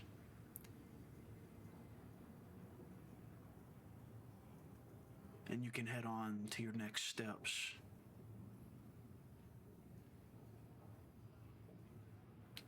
The wars we're going to wage, Nox.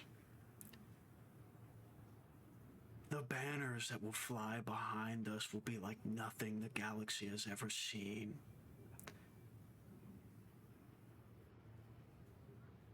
The Ordo crest will rise above all others. And I'm sorry, but there was no other way.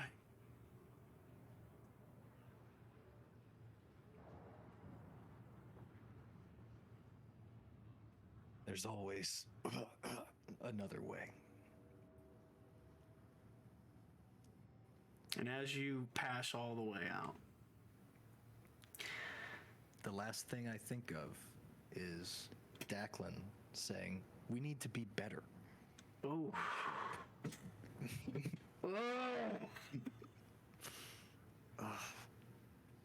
He's going crazy. Driz turns to all four of you.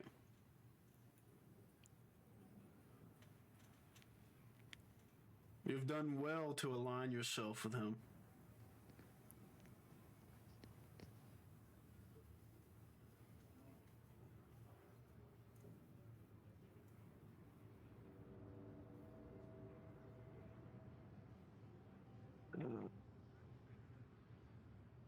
What does Raz do? Yeah, right. That's what I've been thinking this whole time. I shoot him.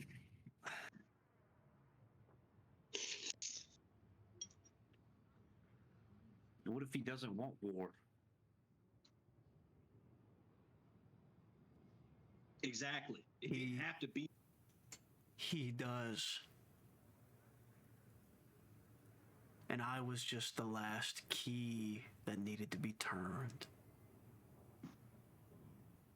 Know what you're doing is messing with his emotions in his mind. You're trying to corrupt him. I believe in Mandalorian honor.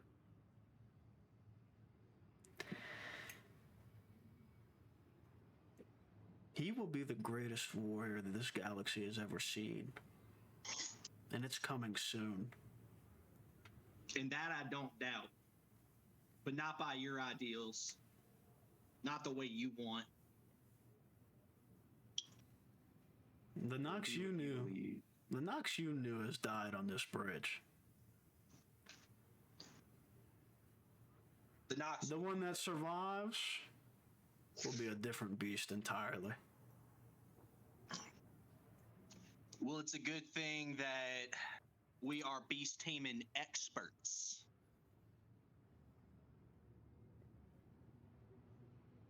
Hold up your lasso. Yeah, exactly. Look, I got it right here to prove it.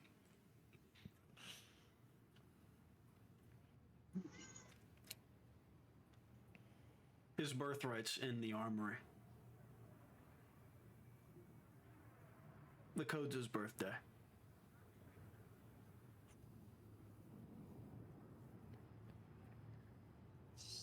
And what are you gonna do? Make preparations. For what? The Herald has finally arrived. I don't know a herald. What? Nox, Timchen. Talking about Nox.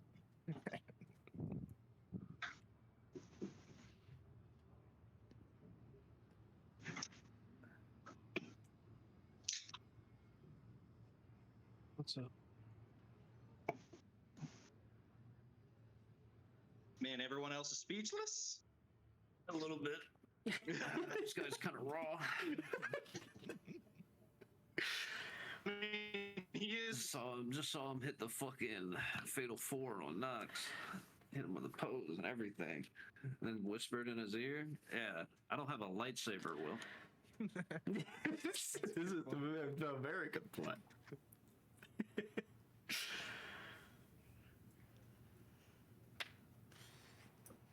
Roz, why don't you try to see what you can do? Yeah, I'm waiting for the guy in mean- the suit with the giant vibrating katana to get out of my way. Very well. Driz will activate his Driz will activate his backpack and fly off into the sunset. Good God, that guy was scary. Anybody else feel intimidated? Ugh. Flying off with Oh yeah, Nox. Flying off with one leg, yeah. My intimidation is being superseded by my friend bleeding out. Timjen, throw his leg at him. Anra, why did we let him do this? I don't know. It's some honor thing. It's been a theme with Nox. This is how he grows. Y'all also have to understand, this wasn't just a fight between for his Mandalorian right. This was a fight between men. And I don't know about where you come from, but in my parts, we settled that. Timothy Knox is dying. Don't Working on worry. that. I have a stim pack at. But yes, so drag Knox off the fucking collapsing bridge. As soon as Knox's body comes off, the whole bridge fucking collapses. Falls away into the industrial zone beneath. Fucking stim pack his ass. Knox, you wake up. Where's Driz? He's gone. I dropped. Well, since was gone. I assume there's still some lingering dark side pulses. Oh, no doubt. Yeah, no doubt. Certainly. Can I do another discipline check? See if I can collect myself. Yeah. Absolutely. It's gonna be daunting. It's gonna be 5 purples. Back from the grave. Yeah. What a hero. Take 3 strength. And Stimpeg, I think, is 5. Yeah. Yeah. Stimpak's 5. So Joom immediately, I have a Stimpak, jabs you up. You wake back up. Nox, there is, of course, you have a major wound that you'll need to fix later. But outside of that,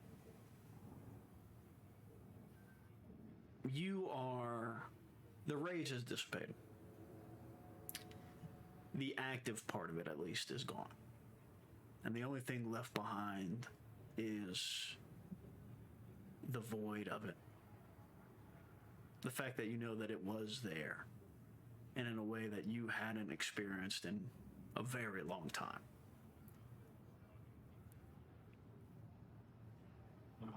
Nox, are you okay? I'm alive. Thank you, June, all of you. Does he have all his limbs? Just because I came in late. Yes, he has all his limbs. He has a massive fucking hole in his stomach. I say massive. It's he's got a hell of a stab wound in his fucking Could I left make a ab. medicine check just to sew him up? You can try. I think you have the kit, right? I have the kit. Yeah. Yeah. It's only an average check. He is above wounds though, so it will be a hard check, and it'll be an upgraded one. I'll do what this. are your ranks in medicine? No ranks in medicine. I have 4. Honra has 2, so you'll have 2 yellows and 2 greens. In that case, I'll take back the upgrade. Okay. So it's more than that. Should be more than enough. Wow. Crazy. One advantage. So you know that Nox isn't gonna die. Yeah. You managed to patch him up. It could very easily reopen, and he'll probably need official looking at. But he can probably get out of here under his own power after you guys are done sopping up blood, putting the bullet sponge in him. I'll walk over to Nox and I throw my arm around him. You fought well. I guess. Not well enough. Look,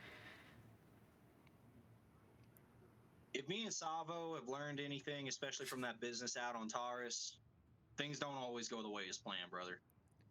And try as you might, sometimes we still don't get that result. But you also have to remember that you're stronger at the end of this fight. Yeah, you're right. You'll have another chance. He killed my But parents, Timjin. I know. But Nox, there's something I heard a long time ago, and it didn't really make too much sense until this moment, but when you set out for a path of revenge, you have to make sure that you dig 2 graves.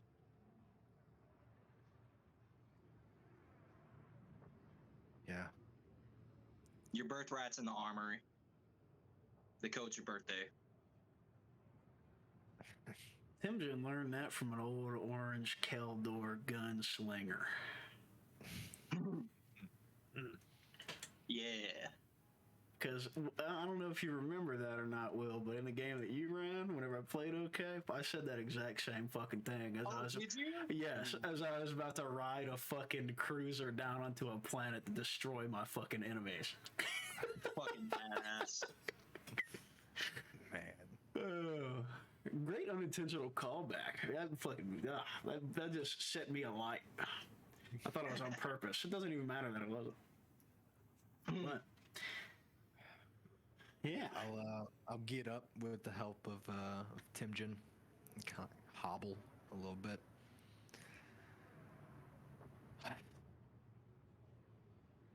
The worst part about all of this is that I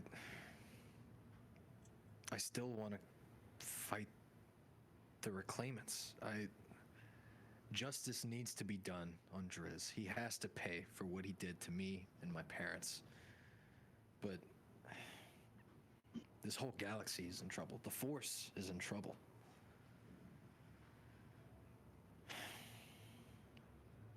Anyways, let's see what my birthright apparently is. I understand what you mean, Nox. And don't worry, you're not the only one here who's dealt with loss of this magnitude. And I kind of just grab onto my necklace. I kind of just look at it for a second. But we got a job to do. You know we got a job to do. We do. You know in your heart of hearts what's more important.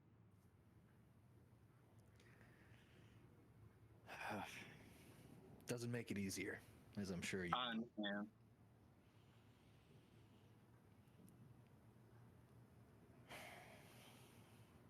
Let's head over to the armory, buddy. Yeah. Yeah. Now if it, if I can limp my way over. And it made me think of it earlier.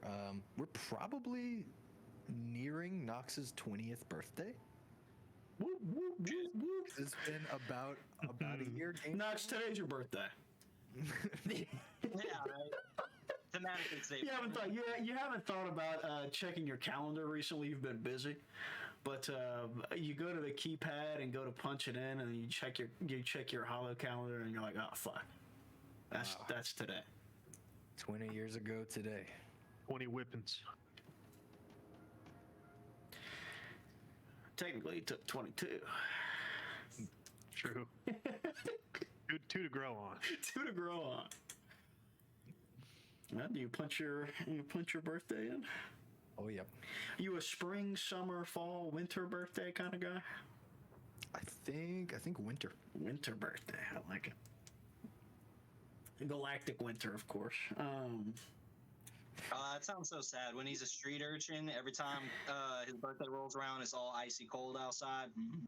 Mm-hmm. How sad. How tragic. How fitting, though. Of course. But you punch your code in, and just like where your helmet was sitting last time, there is a freshly full forged suit of armor on a mannequin in an otherwise barren armory. Greaves, breastplate, gauntlets, whole 9 yards, pauldrons. I probably walk up to it, put a hand on the pauldron that's still covered in blood, and then just kind of throw it. Oh, it's heavy. Takes a lot of force, and it falls to the ground. I questioned whether or not I was a Mandalorian when I got the helmet. It feels like I haven't earned this. Knox. I just put my hand on his shoulder. I feel like you deserve it. Regardless of what your master stood for, or what he says the Mandalorians stand for, it ain't too late to make some new stances.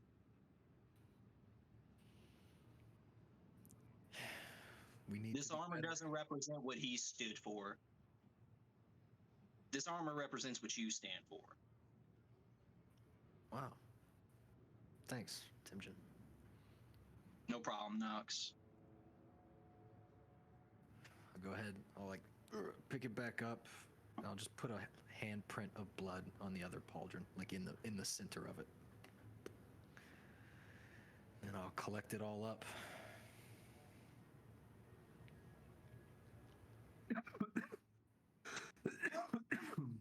It's gonna be heavy to carry. I'll put it on. Thanks. And I will, of course, send you the stat line later. But Real quick, do I get the Yes. sense that Driz made this himself? oh, absolutely. Okay. I don't see any just armor making tools just lying around, do I? Oh, you most certainly did. Good. I think I'm gonna make some modifications to this thing. We also need to find some paint, but that's not important right now at all.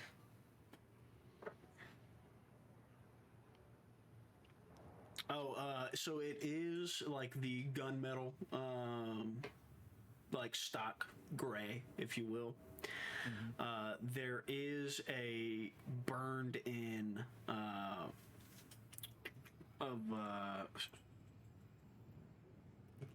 Is it the mythosaur? no, it is of the Ordo crest, which looks like this in general. And that is emblazoned right in the, or burned in right in the middle of the breastplate.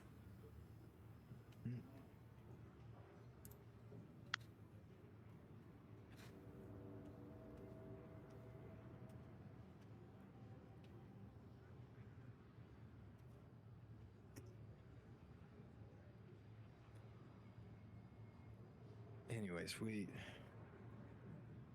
feel like we need to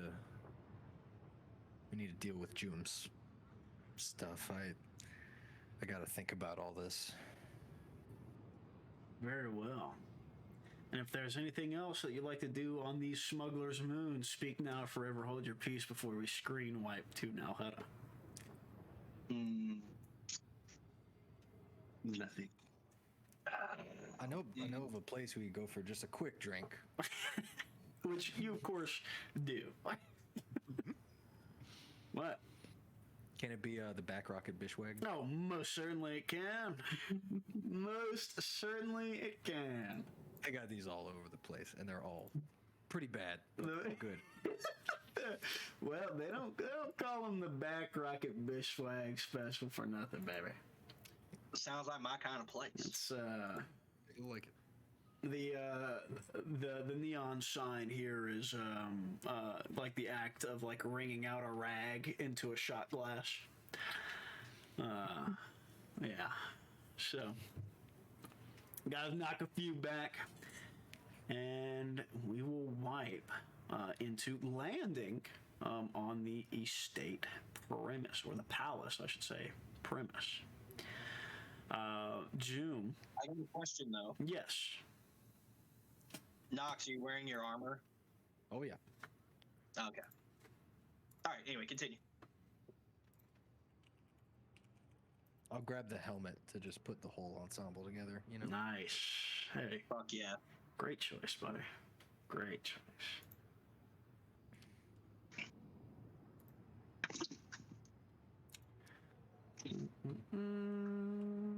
Here's the picture.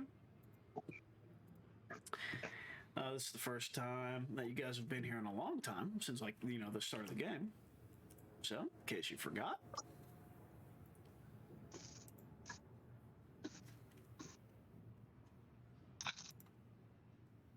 Palace is in general. As you guys put down the Justicar, there isn't really much in way of air traffic control, since you're not in really a spaceport, you're private landing. Yeah. Things are, even from the viewport of the Justicar, don't look terrific. The courtyard's overgrown. Some sections of the wall seem like they were destroyed in the fighting and have not even been in the opening phases of being restored yet. And there are plenty of burn and blaster scorch marks that decorate a lot of the exterior. There has been a hole, sizable hole, in the side of one of the palace walls that has been repatched up with a very quick plaster job. And as you guys walk out, you are met by what you could only assume to be the security detail, Jim. Oh boy, what's that look like? They are 3 B1 series battle droids that have been painted bright green. Yeah, Roger, Roger. Hey, halt. Awesome. Please state your name. And, what else are we supposed to ask? And business. Oh, and business dealings here at the palace. Or else we'll have to blast you. No blasting required. My name is Jumzadul. I am here to survey my estate. Choose a duel. Hey, I think that's our boss. Oh, of course. Master Zadul, welcome to the premise. Please follow closely behind. We will take you on the guided tour. Thank you. And they immediately about face and begin walking back the way they came. Wow. He's a lot bigger in person. Yeah, I thought he was going to be smaller. Who's all those guys with him? We probably should have asked that as well. They say that audibly. They're being quiet about it, but not really. Okay. They're not very Discreet. or discreet. Yes. Okay, fair enough. I would, if they haven't been instructed already, this is my attachment. They're with me. They are allowed to travel the grounds unimpeded, even without my presence. Of course. Welcome, attachment. What's up? Sorry. Hi. One sec. Hi. Camera off temporarily. No worries. This is the spot where we lost the rest of our security detail. How many was that? About 15. Oh my god. Ooh. It was quite an explosion. Wow. Heavy defenses here on the palace grounds. Well, we did have a heavy defense until they blew us up. Now, it's just us. But we're just all right. I'll tell you. June, your droids are so much cooler than our droids on Justicon. I'll have to agree. They're nice. G2 will remember this. Hang out with. It feels like you can actually like have a talk with him, Like G2, he just yells. They're so brave. Yeah. G2E. Unfortunate disposition on that droid. Yep. Nobody's quite as good as us. Roger, Roger. Well, we sure are. By the way, me and the guys were talking. We just wanted to say how happy we were to be under your esteemed tutelage and service. It's much better now than it was, before. Well, I'm glad to hear that. Hopefully, it remains that way. Yeah. It'll be hard to compare. We used to get kicked around and shot at for target practice and blown up all the time. So, I guess we still got blown up by your orders, I guess. But, that's all in the past. We're willing to look past that. My thoughts exactly. Right. Well, come on inside. We'll head up to the main throne room. I would be happy to. Either way. And it's a winding. I say winding. And the hallways are built for a hover sled, so a lot of the space, even though it's a big building, is deceptively large. It's pretty cavernous on the inside. There's not a whole ton of rooms, but you guys walk up this big circular sort of walkway. There was obviously a statue that was here at one point in time that is noticeably absent, as well as a lot of other dressing. You guys walk through what looks like the common area. There is a bar and a stage, and it looks like a probably common dealings place. There are booths and tables that, normal either servants or people that do have other business to deal with that are allowed on palace grounds would have operated on. There is nobody here. There is a single bartender droid who looks like he's been cleaning the same glasses for probably 4 weeks. Immaculate. Yeah, he's a protocol droid series, silver plated, and he has just one big bulbous eye in the middle of his head. Okay. Greetings. Hello. I see the security detail has finally got you here.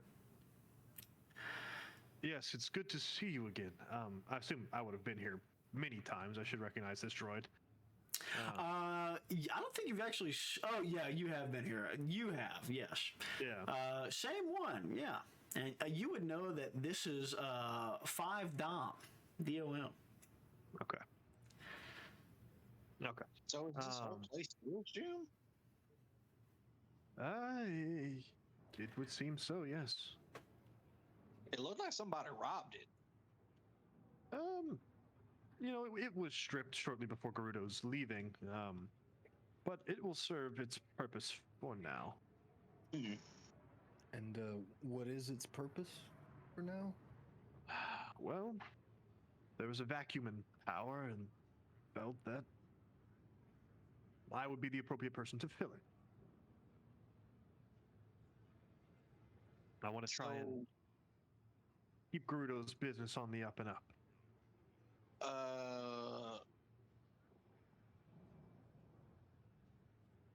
So like all of his business? Not necessarily all of it, but more security-focused, detail-oriented things. Oh, okay. So your guys aren't like slinging spice or nothing crazy like that, right? What they smuggle aboard their ships will be none of my business, but they won't be trading people. They'll be what? They'll be trading people? They Is that what won't you're be saying? trading They people. won't be. Oh, okay. I'm fine with that. Whew. Essentially, Joom is he would explain that he's trying to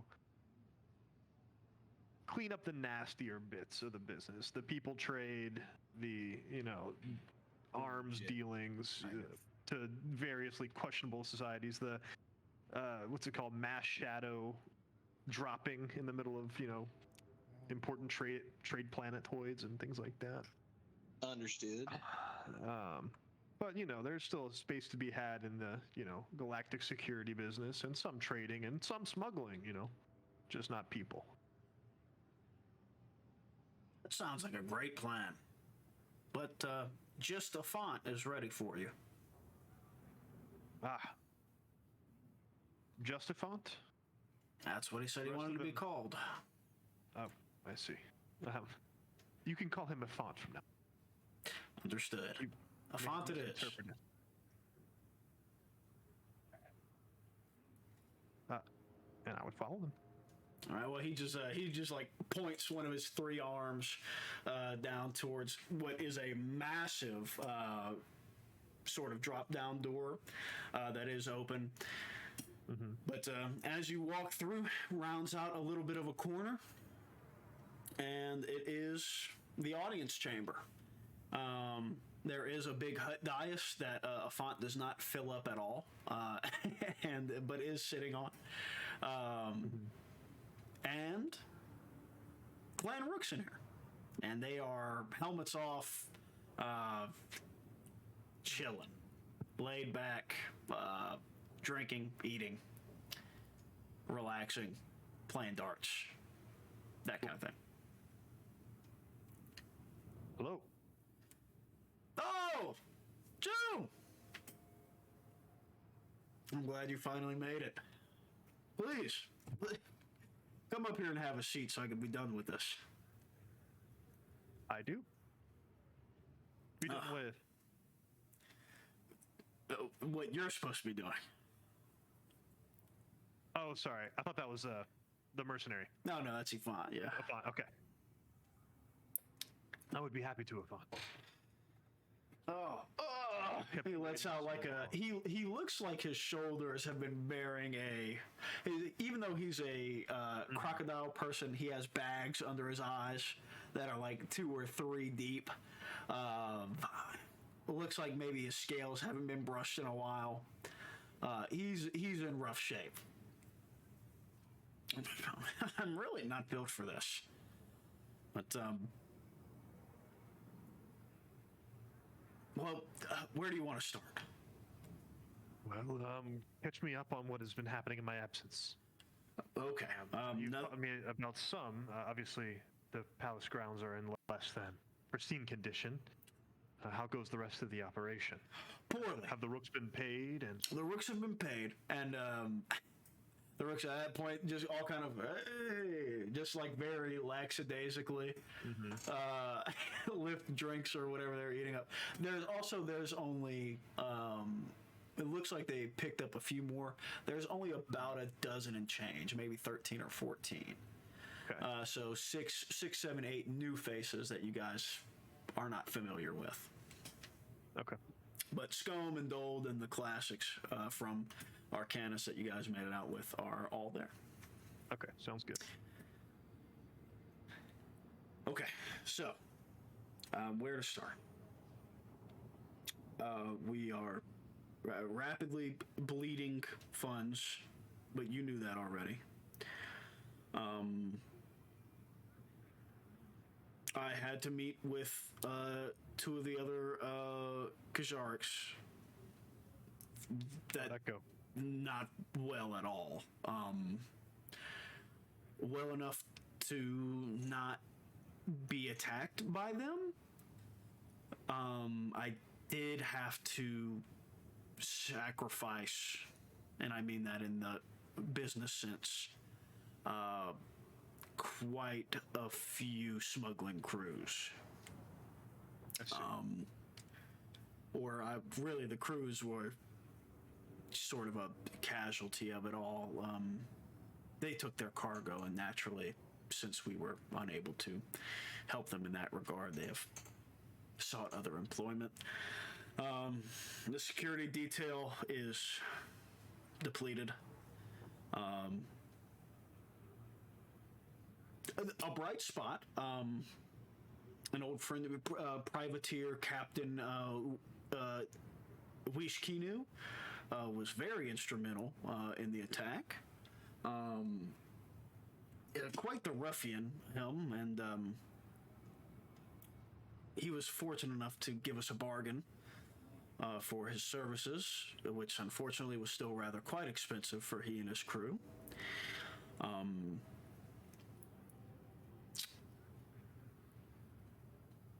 That sort of illicit business we were talking about has deteriorated rapidly. And our reputation, not that it was in a good spot to begin with, seeing as how we are usurpers, if you will, has not increased in any meaningful capacity. I see. So, all in all, we are in the deepest bath of poodoo pit that we could possibly be in. But the bright spot is we can only climb up. I agree. But I have a full report ready, or possibilities, I should say, if you are in a spot for that, or if you would like to consult with your entourage, you may do so. I believe I am ready for the report. Okay. So, this is how this will work. Cool. We have, what is this? 1, 2, 3, 4, 5 potential projects, if you will, that we can elect to work on on a turn basis. Sure. Those are reputation, that is legal and illicit. That is recruitment, naturally. Business, that is a pick your focus. So depending on what you would like to focus on, it will be in that regard. You can pick a new one every round or the same one. And the last one is information. That is gathering, dealing, selling, buying, all the good stuff. They all go on ranks of 1 to 5. Okay. Right now, your reputation for legal and illicit both sit at 2. Recruitment sits at 1, which represents the health of your organization. Business is pretty much all at 1, and information gathering and dealing is also at 1. Okay. Now, you do have a info-chant under your service that is very good at what he does. So for information gathering and dealing, you'll have a boost die for what you decide to try and find on that. Okay. And naturally, the business skills that you pick will be based off of your stats. And if anybody else has anything helpful, they can do that as well. Okay. So on and so forth. The only other caveat in the reputation,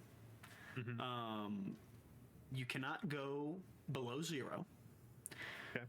But whenever you rank up in one, it will decrease the other. The only way it will not decrease the other is if you have 2 advantages on the check that you can spend to stop it. Okay. Well, I think first I would like to try and raise reputation some. And which part? Legal or illicit? Let's do illicit, because I do need some help there. No, illicit would be illicit excluding the ones that I already said that I wouldn't do. Of course. Right? Now, fortunately for you, it reputation-wise, doesn't really matter. Okay, cool. Now, if you are specifically looking to... so I'm only saying illicit because I think there might be the most business opportunity for illicit. Now, if there's not a gameplay repercussion for that, I would say legal, likely. Yeah, no. You can pick legal and be just as fine. If you want to focus on shipping of goods or security detail, like you mentioned, that all falls under legal. Focus on that. Okay. So, with this, I'll let you guys know. As we begin this, every round is going to be a week of in-game time. I figured it was something like that. You guys can all, of course, stay here and assist, in which June will get bonuses if you're able to give them, depending on what he chooses. You may also go off narratively to pursue other means. So if there is something else that you want to pursue, you may do so. Deepening your connection to the forest, blah, blah, blah, blah, blah. Whatever it is, think about that. I got an idea. You can pick that, and we'll, of course, go in like a turn order. And if you don't want to if you don't have anything in mind, I have some stuff that will happen thematically for all 3 of you that are here today. So bear with me, and you will get rewarded. All right. Okay. So what would you like to focus on legal, reputation, business wise? Let's do hyperspace lane security. Hyperspace lane security. Okay, so this will fall under it will actually be astrogation, because right now, with how it's all shut down, it's not that, it's not common that people are dropping hyperspace shadows, but a lot of hyperspace routes have become disused, and information from those beacons is outdated. So how you can fix that is send teams out, Pathfinder teams effectively, to make sure that those beacons are up, active, and transmitting good data, and then you can sell that information to profit off it and make sure that other lanes are working as intended. Does that make sense? Yep. So our first check will be astrogation, and it will be an average check, 2 purples. All right. And would anybody like to assist here? And this can be either as a part of a Pathfinder team or in just the logistics side, map breaking side in the palace. I'll go in. All right. Roz, do you have any if you have piloting space or astrogation, you can help out and pass one of those ranks. If not, it'll just be a boost die. Let's see. I have piloting space. Yeah, piloting space. Okay, cool. A rank in piloting space. Very good. So, June, you will get a extra yellow dice as Roz is leading a Pathfinder team. of the requisitioned, and I assume he'll probably have to take the Justicar, but will lead a team with G2E, 4-Dom, and one of these security detail droids to ensure that we can get some hyperspace lane information. I can help too. Of course. What would you like to do? Or how would you like to help, I should say. You can also be the one to, go out and do the footwork and go door to door and tell people that, hey, we've got some information coming in on these lanes. We need word of mouth. Not Tim Inside. You Paul Revere on the horse. Dude. I don't think I could help with that though. I don't really have good stats in that. This is narrative, so if you would like to do that, you'll just give a boost die. Sure. Cool. All right. So June will be your astrogation with an extra upgrade, and a boost die. That'll be an average check. All right.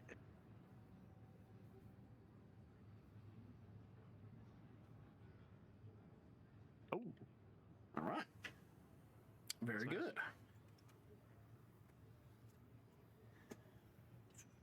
Okay, so after our first week of business not only is it a success, it is a rousing success. So, Raj, you head off, do a little bit of pathfinding, and most importantly, from the now Hutta system, you head out Galactic West, which is towards the frontier regions. Those have been a lot of the ones that have been roughest hit, as well as since they border on Galactic Order territory, they have been really getting embargoed and clamped down on heavily. So, your first jump, you have a close run-in with a Galactic Order strike ship, but they don't pick you up on your scanners. You guys are easily able to get away, but also update the beacons, clear the lanes, and they are safe. You guys are able to sell that information for 500 credits. So, we are 500 in the green. Let's go. So, word of mouth starts spreading around. Our legal reputation climbs to 3. Our illicit falls to 1. And our first week is a successful one. Okay. Nox, Yes. how are we feeling? What are you passing the time with? Lots of, I guess, soul searching is not quite the right word, but like figuring out how to deal with the new information he's got, right? Probably, maybe asking Anra if she knew anything about just the history of Mandalorian, the Ordo name or whatever, if they had any things, notable figures that were especially good or especially evil, that kind of thing. Gotcha. Well, she will go gather some information for you.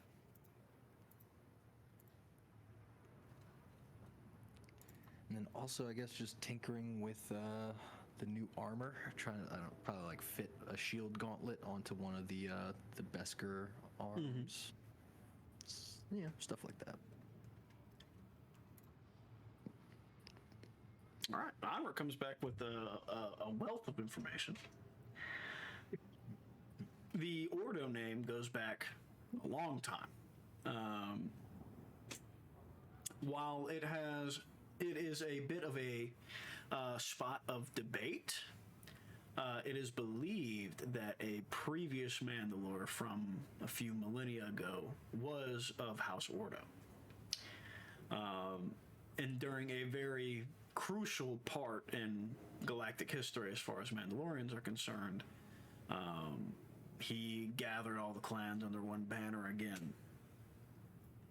He did not necessarily go to war as Mandalore, but as a man, he had fought in the Mandalorian Wars, and those honorable mentions are rather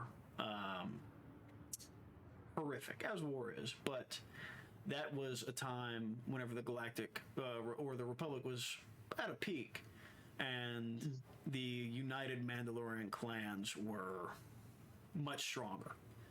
They cut a path through the galaxy using their basilisk war droids, scorching planets, leaving nothing behind, because they knew that, first of all, they weren't strong enough to defend themselves, they deserved to be beaten, and that the more carnage that they caused, the more Jedi would get involved. The more Jedi that were involved, the greater their honor they would gain from battle with them. The only reason they ever went to war with the Republic was to get at the Jedi, who were at their core. And that they did. Until at the very end of the war, a Jedi gave the order to deploy a horrific weapon, which sacrificed a lot of his own forces, but thoroughly destroyed the Mandalorian war fleet. Any name on this particular Jedi? That name has not made it through history here. Nice.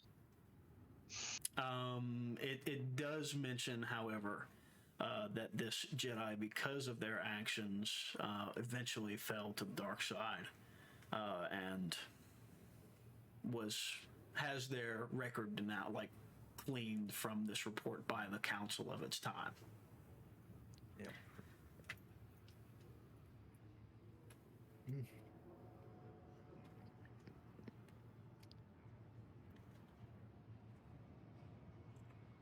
Yeah, that's about all I had. Timjen, you get a message. You get a text. Oh, I get a text. You get a text. All right, I checked that. What is it? We need to talk, period. From who? Unknown number. Then how do I know who I'm going to talk to? Where can I meet you? Question mark. Yeah, there you go. That's what I say. No, that's what they say to you. Who is this? Question mark. Family. Period. That's not very descriptive, lol. That's not very descriptive. A laughing emoji with a cowboy hat on.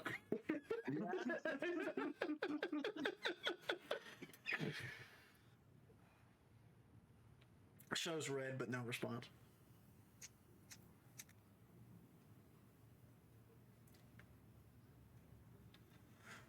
Meet me at the.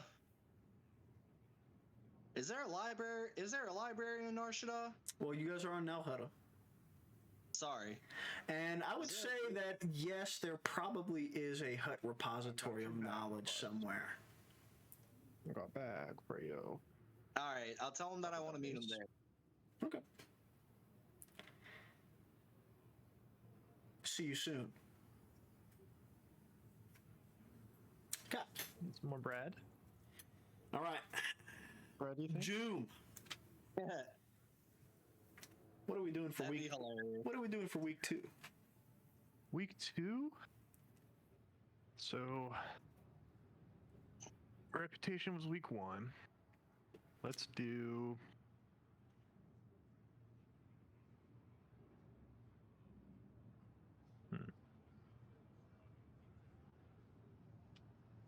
So outside of reputation, you have recruitment, business, and information. Okay. I didn't know if recruitment was a part of Reputation.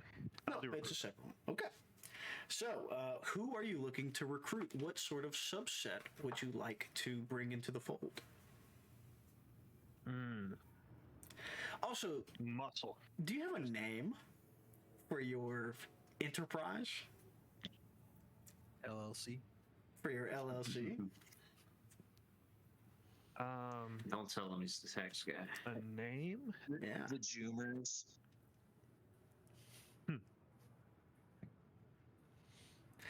If you would like, I have a couple. Oh, please, if you would yes. like to hear.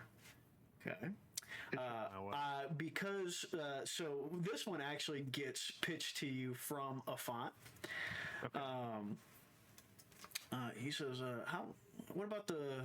And you guys are like spitballing over like a late ass like 1 a.m. dinner one night. You guys are dog fucking tired. Yeah. He goes, what about like the Zadul conglomerate? ZC. What about the rejuvenate? I like that. Because you know, like the Chevin, like us, we used to be a conglomerate way back in the day. We're a lot smaller now, but like, Yeah. you know, they kind of has like, ooh, the conglomerate. You know what I mean?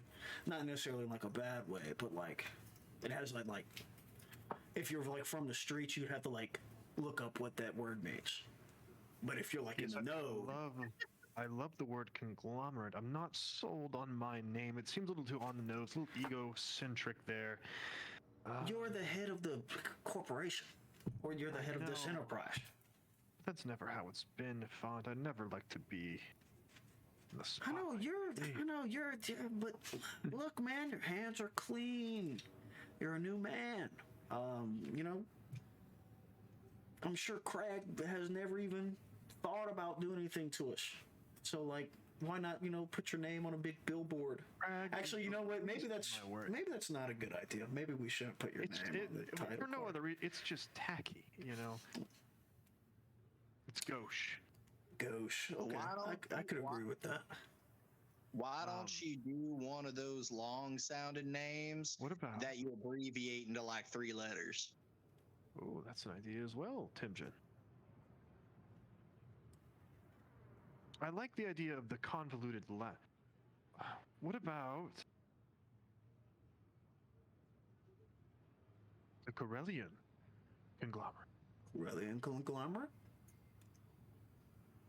The And you know what, Font? CEC might have something to say about it, but they've never done anything that we couldn't handle. And you know what, Font?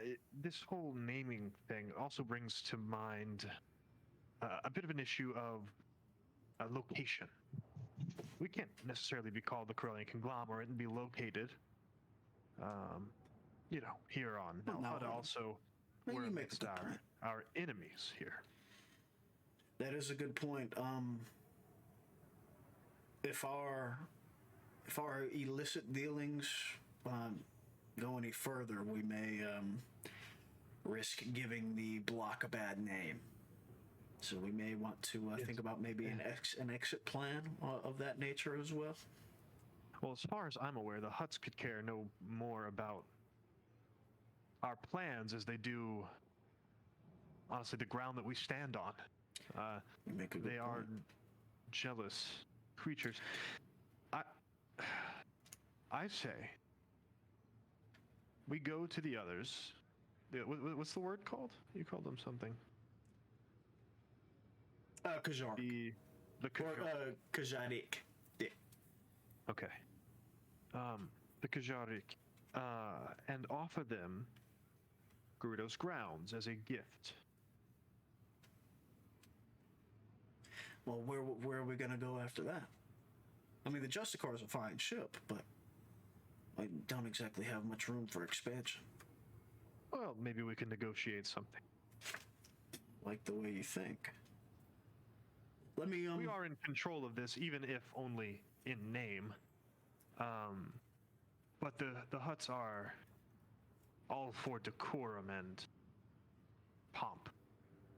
So if we make a big, grandiose event of us having relinquished Gerudo and his forces of their palace, and then in turn generously passing it along to them, I'm sure we could get a ship, a nice ship, out of it. Because they can then parade around the moon saying how they overthrew one of their competitors. put on a whole show of it. I like it.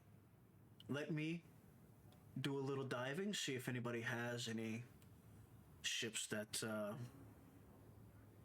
might look better under our banner, and see if we can't make a few deals. That sounds good to me. I will do some research myself and see how much information the galaxy really has on what happened on Arcanus. Because if there's not a whole lot of intel, we can spin this in one of the Hutt's favor and make them seem a little more powerful than perhaps they are. Okay. And that could be very valuable to someone. We're selling two things. So for week 2, do we want to do information gathering then instead? I think so, yeah. Okay. Oh, yeah. So go ahead and give me a, I think education, or education knowledge. Are we looking just for general galactic news? Yeah, probably so. I would say. You think something more? No, I think that's fine. Arcanus is a mid-rim world. So it's not quite outer rim. Just knowledge lore, knowledge. I would say probably knowledge. I would say probably knowledge education, to be honest. All right. Very good. What's the check difficulty? And this one, second check, is going to be. This is actually our first information gathering. So it'll be 2 purples and a setback. Okay. Anybody help me with that? Would anybody like to? Anybody like to do some groundwork information gathering? I'm doing that shit. Okay. Raz, how would you like to assist? How can I assist? Well, you can go, beat some doors down. Stealthy. Stealthy, you can try and, stealth. Honestly, you can try and, if you want to go with stealth, you can try and sneak into a couple of other maybe hut meetings and see if maybe they are planning anything. Okay. Anybody else? Hut intel. No, I'm busy today. Knox? Don't have much that would be a whole lot of use. I have some coercion. Hey, that counts. You can try and go and beat it out of somebody, or threaten to beat it out of somebody. Yeah, sure, I'll do that. Okay, so we'll say, while Rise is sneaking about, Nox elects for a heavier hand. And you guys have been killing a lot of times. You guys have been getting around. At one of the Obrick spaceports, there's a well-known information network that operates out of one of the cantinas there.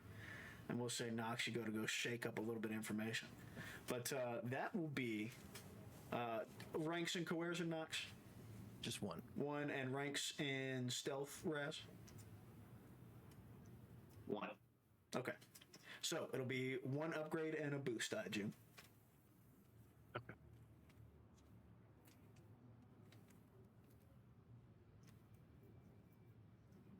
All right. Wait. No. Oh yeah, you're missing your, whole Yeah. other part of the check. 2 purples? Yeah, 2 purples. Ooh. All right. So, with 1 threat.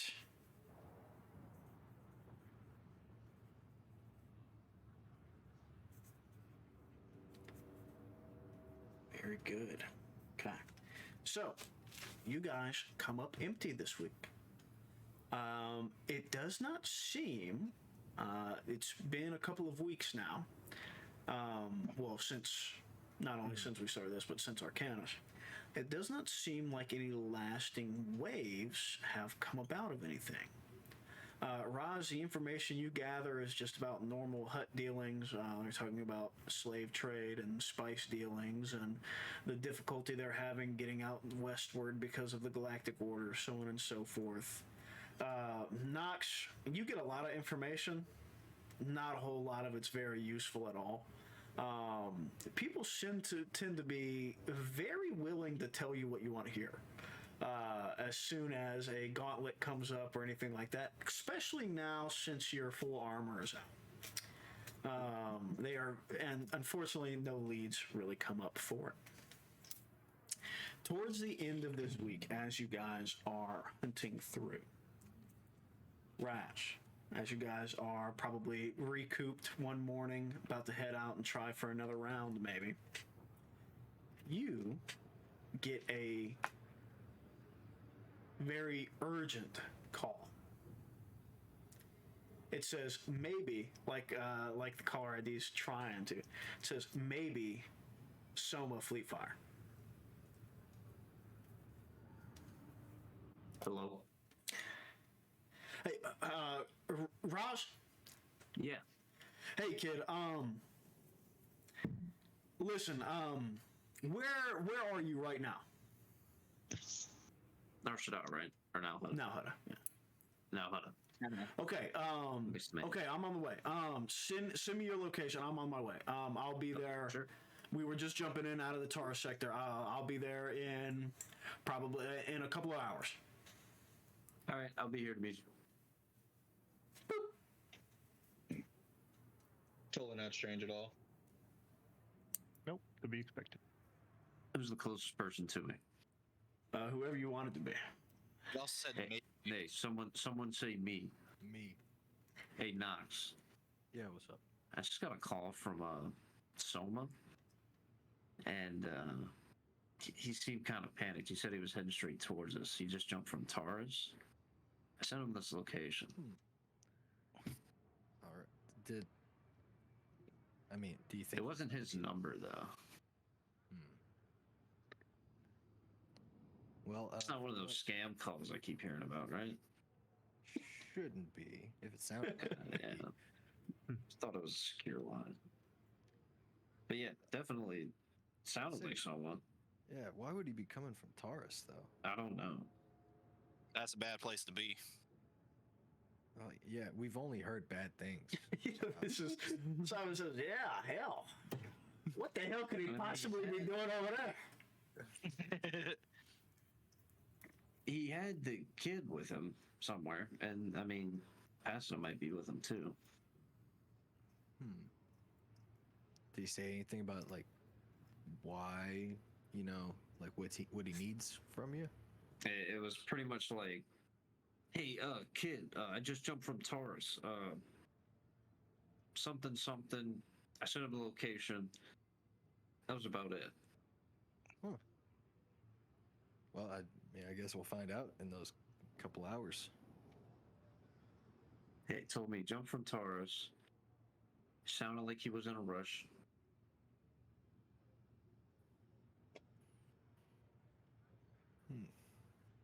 I don't know. He said he'd be here in a couple hours, so I'll try to be short today. Well, as you guys are getting ready, about an hour and 59 minutes on the nose. The summer's never late.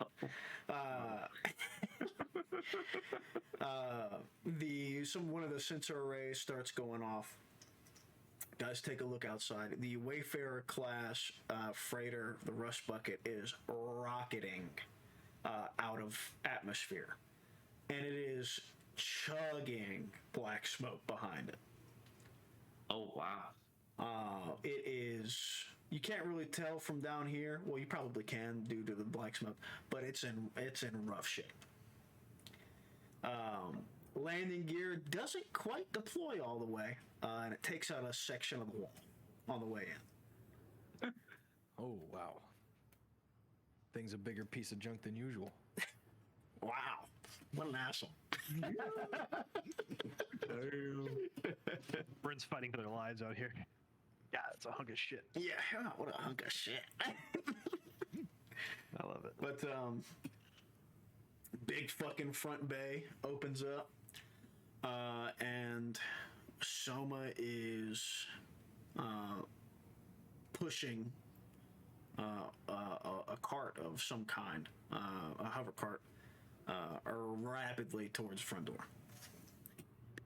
Okay. Whoa! Soma, what's going on? it, or? Yeah. Oh yeah, there's something on it for sure. Who? It is a cryostasis bag. Huh?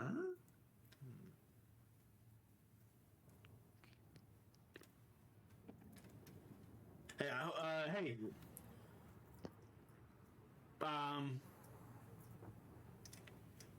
Hey, he's in bad shape. Come on, we give me a setup somewhere. I need you're a Criff. I don't know what I need. Come on, let's get inside. Okay. Joom, is there a med bay or something? Is there? There might be like a private. There is not, but there is a mechanic shop which will attach the garage. That works. That'll work. He fucking slides a fucking stack of hydro spanners off of a table and gives feet. Hurry up, damn it! Okay. Hurry up, damn it, please. All right. What happened? Bunch of shit.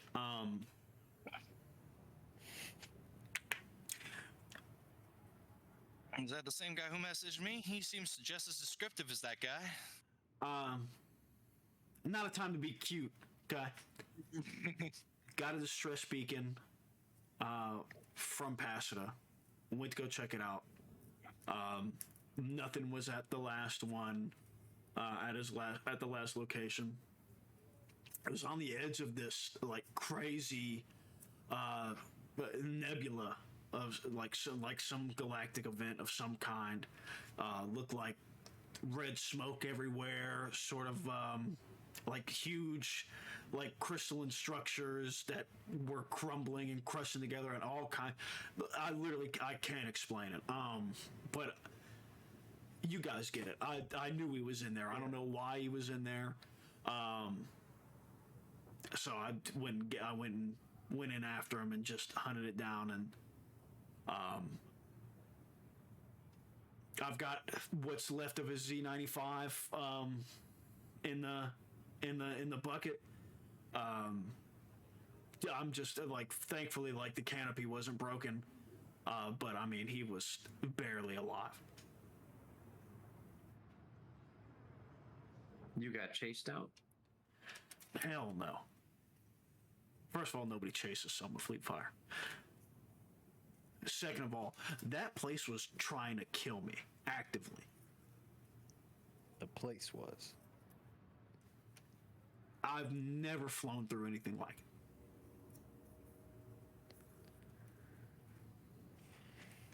Well, we heard something about some red smoke recently. You guys know about this place? I've already checked. It's not on any astral charts or anything like that. It was a really bad guy that told us about it. Be a little bit more specific, please. Okay, I've dealt with bad guys in the past. You know, like the Inquisitorius. I've dealt with those fuckers before. Okay, I know about bad guys. The High Reclaimant. Okay, I don't know about him. Okay, what's his deal? He's bad news. Okay, like bad news how? Like Force gene plague? Bad news? what the hell is that? Wants It to attacks get your rid of- DNA. Yeah, get rid of any force sensitives from happening again. Okay. Okay. So yeah. Okay. Great. Okay. I can work with that. This is a flavor of bad guy I'm familiar with. Okay. Cool.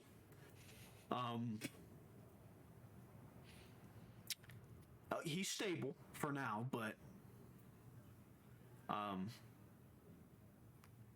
Bucket's probably out of shape. I'm sorry to leave it here, but I'm gonna have to take a little while to do some repairs. It's okay. Do what you gotta do. I'm gonna try to do. I'll see if I can't stabilize more than what he is. All right. So you gotta unzip the cryostasis bag, Oh, Jesus Christ. but yeah, go ahead and give me a heal check.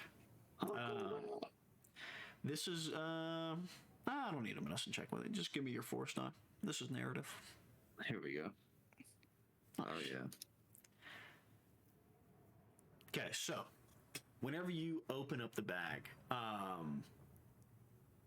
Pasadena's a mess. He is missing a few head tails about halfway through. It looks like an explosion probably inside the cockpit took a solid chunk out of one of his legs. He's in rough fucking shape. Jesus. Hey. He's got a lot of bruising. It's like that It's like a deep like hunter green, like pushing through his lighter green skin. One of his eyes is like totally blacked and like swollen shut. But you reach in, find your center. You can feel his heartbeat. You feel his presence still in the living force, very faintly. And you just give it a little bit of a nudge. Some of the ice is already starting to melt on him. And you can see his one good eye like fight through the little ice crusting before it just very weakly opens. Eyes are very dim.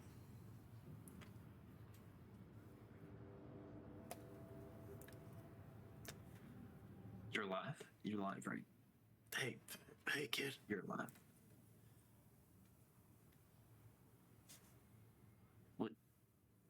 What happened?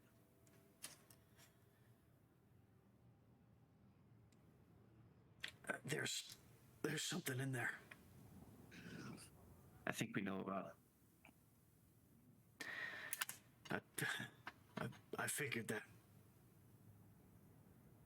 I think you just gotta try to live now. That's the easy part. I've been alive a lot longer than you, okay, bud? I think I know how to do it a little bit better. Did it attack your ship? No, I had to flee into it. Who'd you see?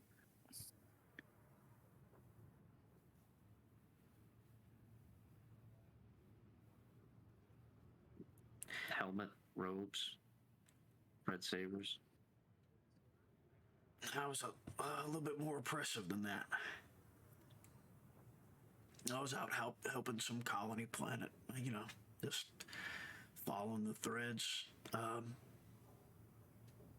And the order showed up and started raising all hell. I did what I could, and I had to flee eventually, but it tracking me through hyperspace. It didn't matter how many jumps I made. But ran out of fuel. A last jump, just random coordinates brought me right outside of this damn nebula thing, and they were still hot on my tail, and I had to take them in.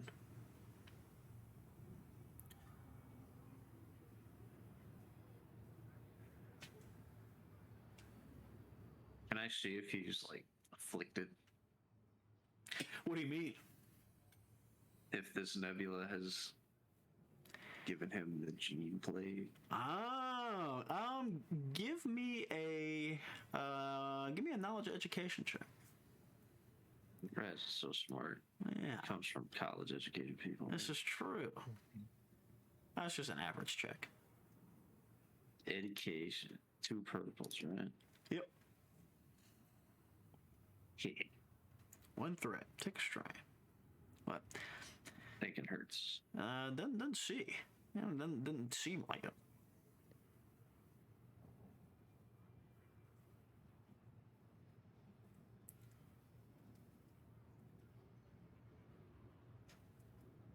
Knox, where did we seen this before? The nebula? Heard about it? I think it was a vision that someone had. It was the High Reclaimant saying, when you pass through this red scattered nebula, we will be there. Well, So he was why close to- the hell is the Force trying to push me through this thing? I don't know if it was the Force or the High Reclaimant. Well, it might be calling Pasadena because it's kind of calling us too. Right, Van Way's retreat. Yeah, in Oblivion. So we learned a bunch of crazy stuff. And it all kind of relates to this nebula. And you want to go through it? Yeah.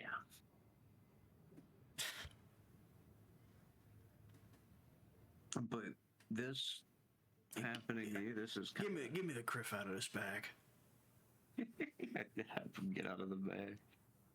It's like, oh, it's a body bag. You have to unzip a body bag. Yeah, it's like a full fucking yeah. And the only difference between this and a body bag is this one has like a window, a face window, and like one of the cryo pumps on the outside of it.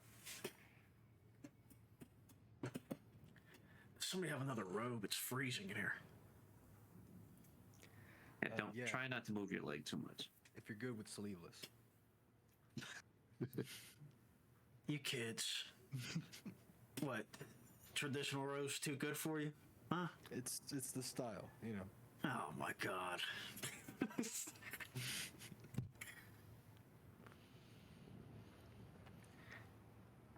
Raz, you got a lot of catch up to do. Yeah. So, remember Declan?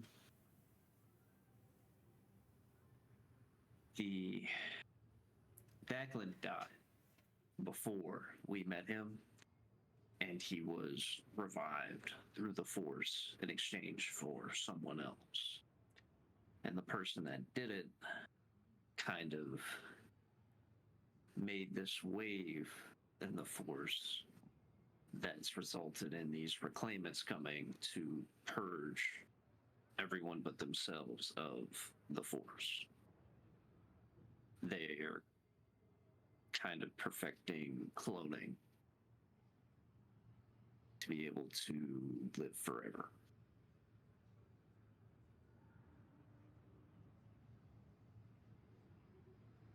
And Declan, we got to see him die, but he's not like one with the Force. He's somewhere, and we think that somewhere is Vanway's retreat, which is significant to the reclaimants. They need to get. Passida almost falls over. Raz catches him.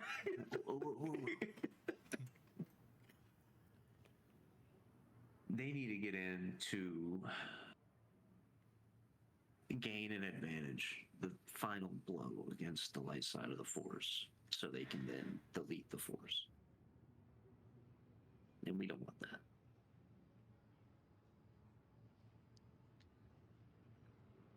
Passida, like, very abruptly, like, quarter turn, looks at Soma. Soma is trying very hard to look very busy, picking tools up and everything like that.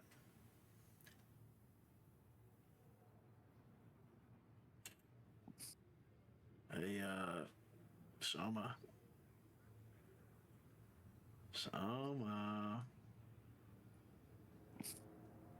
No, passive. I'm not doing it. I told no. We've had this conversation too many. I'm done with this. We gotta get the band back together, Soma. No, we don't. No. Okay, listen. Okay, there's another threat. What's different from now? Whenever it was the Empire. Okay, look, dude. What did we even do that stopped the Empire? Like, seriously, like, really, think about that. Have you ever thought about that, past?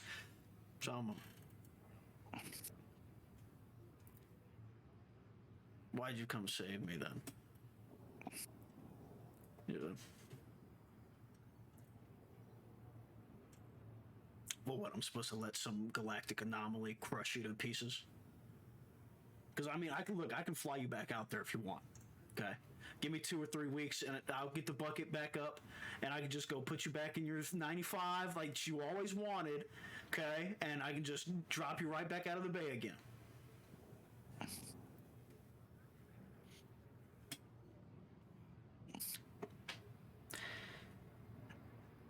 This is the next generation. This is what Marama was always talking about.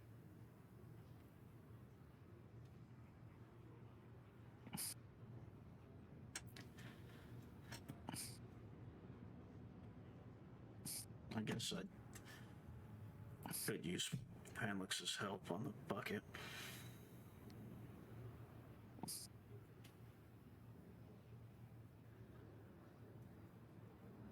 Wait, like the kid? You know the kid? No, big green guy. Looks like a bug. Has a big hole in his middle. It's a long story. Anyways, sounds like we know what we're doing. And if we're gonna get you through the nebula, we gotta recreate a course here. Fortunately, now, will it be perfect? No. But as soon as you cross through it, there's these weird gravitational surges that happen, so we'll be able to replicate that at least a little bit in Atma. Me and Soma Bennett will get to work on the course. You need to find a sim.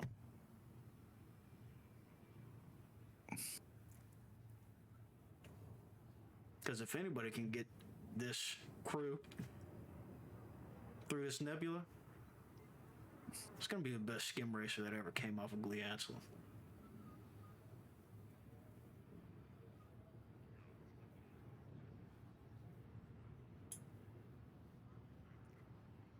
I'm gonna make it happen. Yeah. Criff, yeah, we're going to make it happen.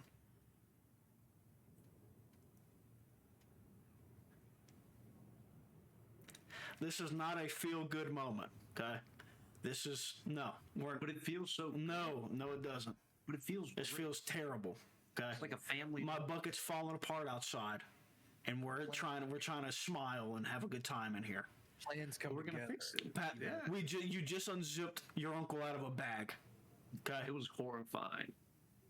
this is listen. Okay, I'm gonna be on my ship if you need me. I'm later.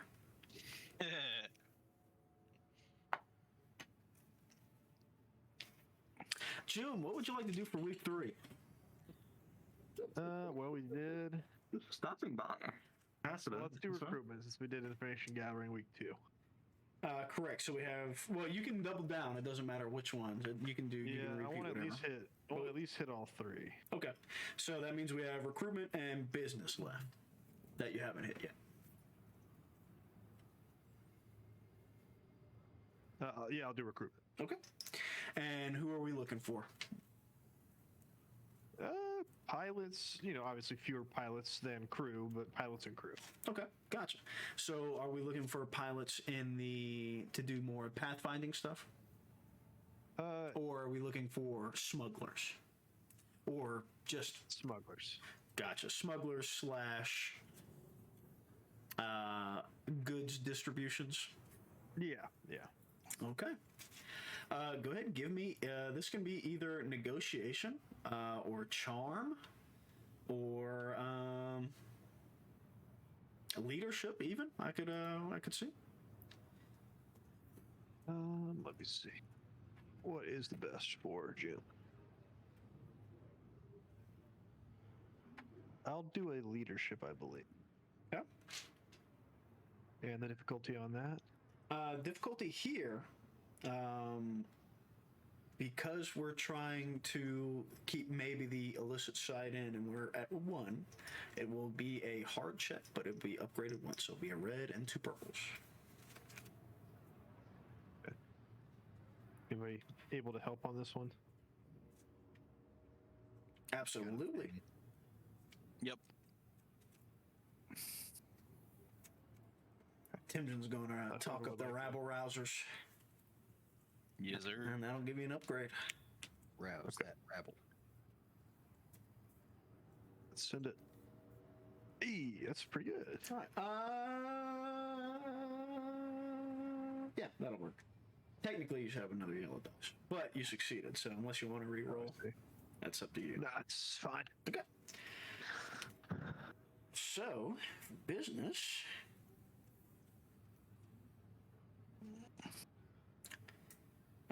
You guys, that's 1 success, 1 crew. So they operate out of an ancient YT 900 Carillion freighter.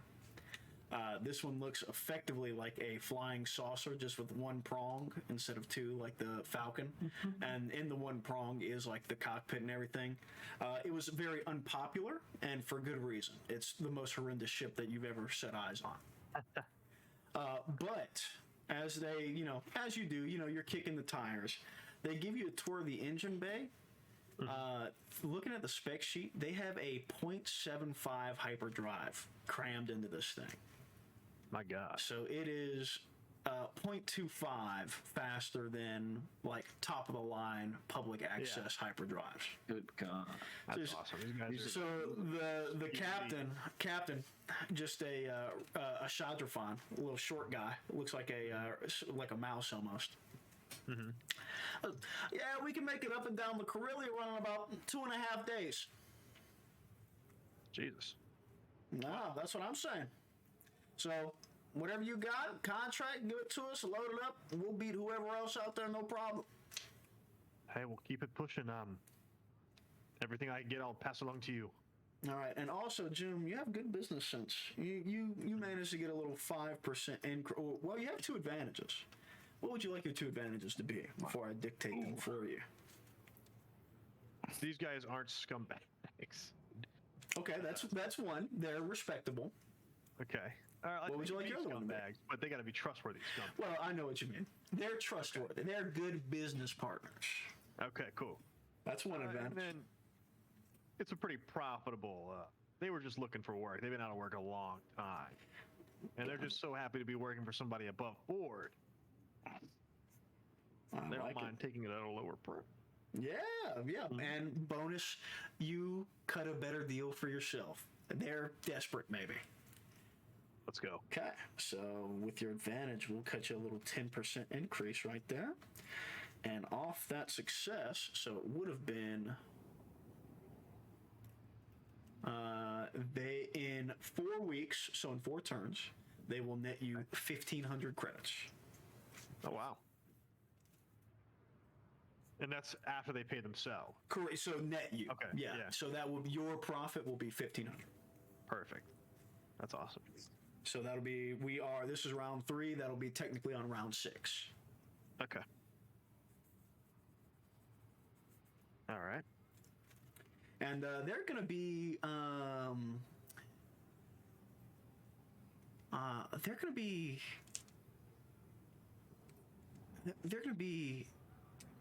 what's their fucking ship name? Mouse Captain. They're gonna be the Tail Wriggler. Is their ship name Tail Wriggler? And just for flavor, what are we dealing in? What cargo are we sending up and down? What contract do you fish out for them? These let's do weapons here to like resistance. Gotcha. So Something like that. Yeah, smuggling something to Corellia, like weapons to Corellia. weapons to Corellia. I like it. Weapons to Corellia. Okay. So, as we move into week 4 here, once they, so they're running back, they actually give you a call. The captain gives you a call, and tells you some news. They actually have, it's funny that this happened already on this good roll, but there are talks of a defense coalition forming in the galaxy. So as they go into Corellia, they actually run into an envoy of the Royal Togruta fleet, who is more than happy to buy up their share of weapons that they have. Okay. But as they are talking, a few systems that have been well off and haven't been as affected by either the Galactic Order or pirates or anything like that, are looking to try and band together and make a, not necessarily a military, but a defense coalition. And if somebody has issues, they'll be able to all sort of form together in one fleet and respond. Okay. And because of that, you'll earn 500 more credits for your weapons shipments to this defense coalition in same week's time. So that'll be 2,000 profit. Perfect. And what would you like to do in the next week? Business. We'll do business. Okay. And what business would you like your focus to be?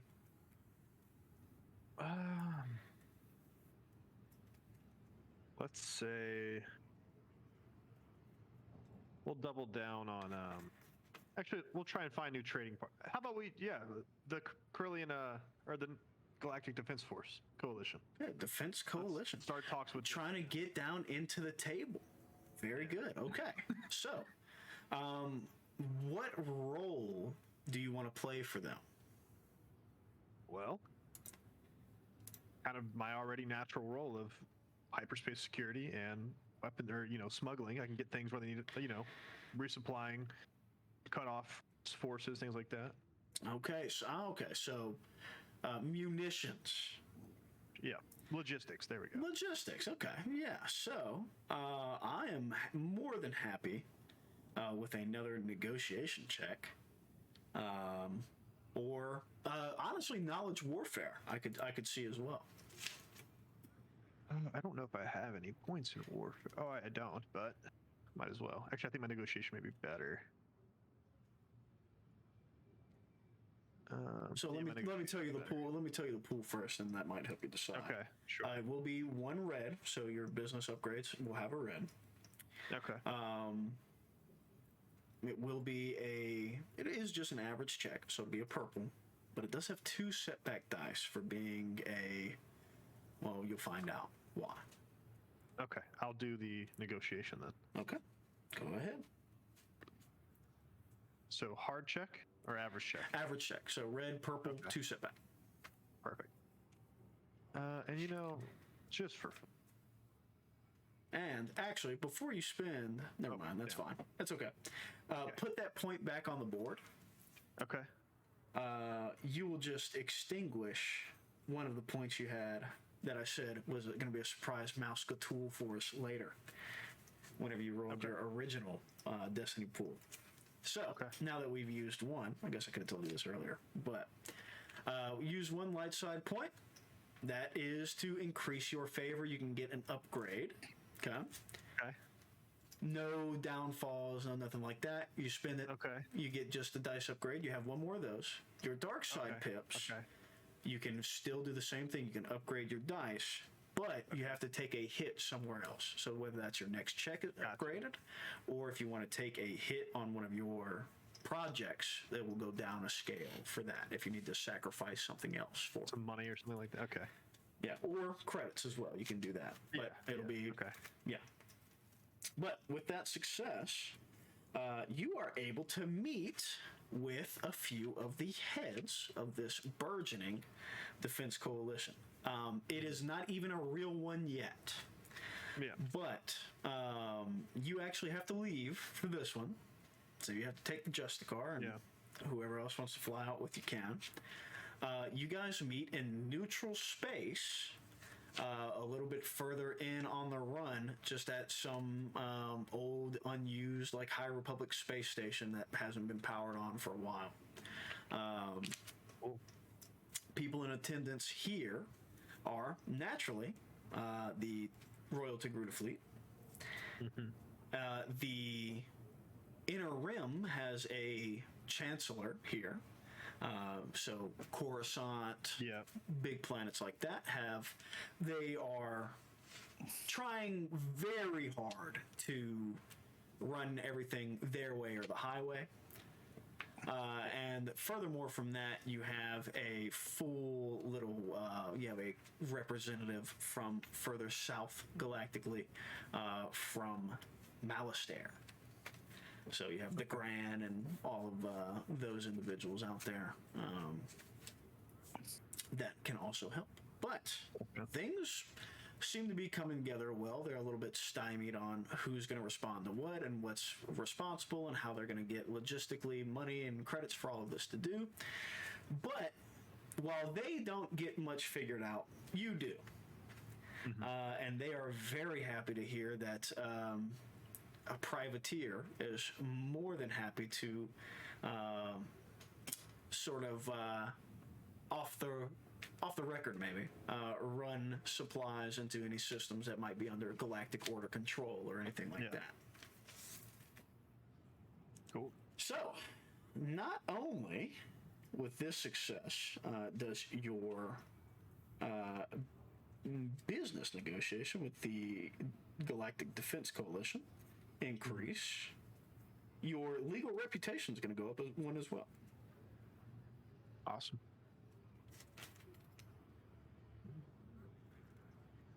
Yeah. I have a little trip for everyone that stayed on Nalhutta. Yes. What do you have, Knox? And we can go and try to find that cave from so long ago. again. And maybe give Timjin, Savo, and Anra a glimpse of a Force Nexus. So Zar led you there originally, so if you want to give me a knowledge lore check on whoever wants to take a trip out there with your force die against a hard check, please do so. How's your lore, Roz?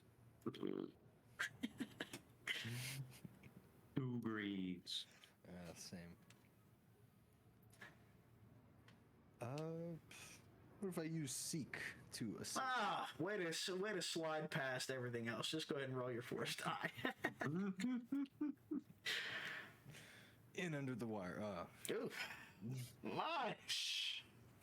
I think Nox doesn't tap into it.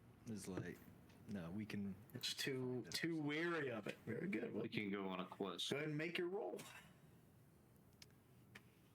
You can get a boost die though, since everybody's working together, even though nobody's skilled in it. What's this fucking thing again? And was it 3? you Yeah, said? hard check. Yeah. All right. Hey, whenever you need it. You guys are able to find your way back. You have to dodge a couple of Zeldrakes and other Kim lizards and things like that. But you are eventually able to make it back to the spot that Zar brought you. Still in the ground is this massive, I say massive, it's about silhouette 2, maybe 3, sliver of metal that has been implanted into the surface of Nalhutta. The same little entryway that you guys all crawled through individually seems to be still there. All right. Now, something's different. You are more in tune with the Force since the last time that you've been here. Nox and Roz. You know that this is a dark side Force Nexus.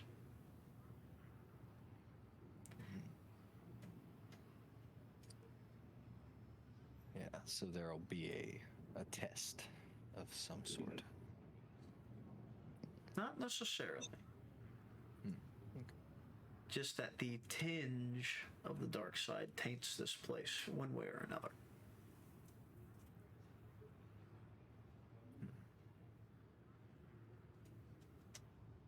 You still think it's worth going, Roz? I remember seeing cool stuff. Yeah, I mean, we did. I came out just fine. Back in my day. We'll just warn him ahead of time, right? But he didn't warn us. Did he not? No. No. He just kind of. Hey, can you guys remind me to buy some nicer hiking boots? These are killing my feet. I'm not used to doing this much climbing around the wilderness. Yeah, we should have. He's wearing Tim's. We could settle that for next time, I guess. What is this? So, this is a dark Cave. Force next cave, Cave. It's a cave. and There's some hieroglyphs in the cave. Okay. We saw. Yeah. Timjin, you're here, by the way. Okay. We were shown these hieroglyphs before we really knew much about the Force. And we saw stories. Are we still on Nalhutta? Yes. Okay. And now it's me and Timjan's turn? And Sabo? Yeah, now it's our turn or what? We have to go in this scary ass cave? It's not scary. You want me to go in? I was So planning you know on it's going not in dangerous? either way, just to kind of Pussies. see. Oh, Timjan, lead the way, buddy. You're so brave. Why don't you go ahead and go first? Well, don't mind if I do. And you hit the little to be continued thing on the next Sunstrider. Yes, because it is 10 o'clock. Yeah, So, it's right about time. Yeah. okay, Noah, we will pick up on, what is that, week 4, right? Okay. Yes. Well, hold on. We did business. we finished week 4. 1, 2, Finished week 3. 4 with Yeah. business. So we'll pick up on week 5. Okay. Okay. Yes, very good. And Chris should hopefully be back. Let's hope so. And then next week, I'll leave you guys a little teaser. I miss having his We might- visual commentary. True, we might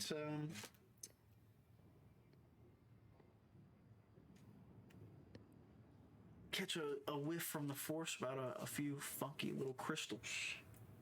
Oh shit. Oh boy. Kept asking for Pasadena, and he brought them to me in a fucking bag. You're welcome. Yeah, right. You're welcome.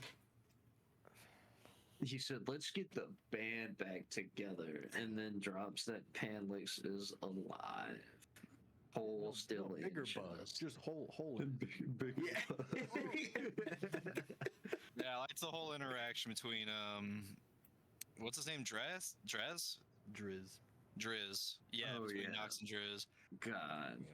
That will have long. I'm sure that didn't really do anything. I'm sure I everything's thought been that was solved his already. ass. I thought that was Drizz's ass when he took his fucking leg. I thought so too. Hell no. The motherfucker said, activate. Hell no. Ugh, what a sick That fight. shit was wrong. Garrett was so about fighting him too. I was towing And Right. the fact that it all happened on his birthday. I was towing the line. I was like, dude, what if I plus 70 fucking Garrett right here and it gets ugly. what dude?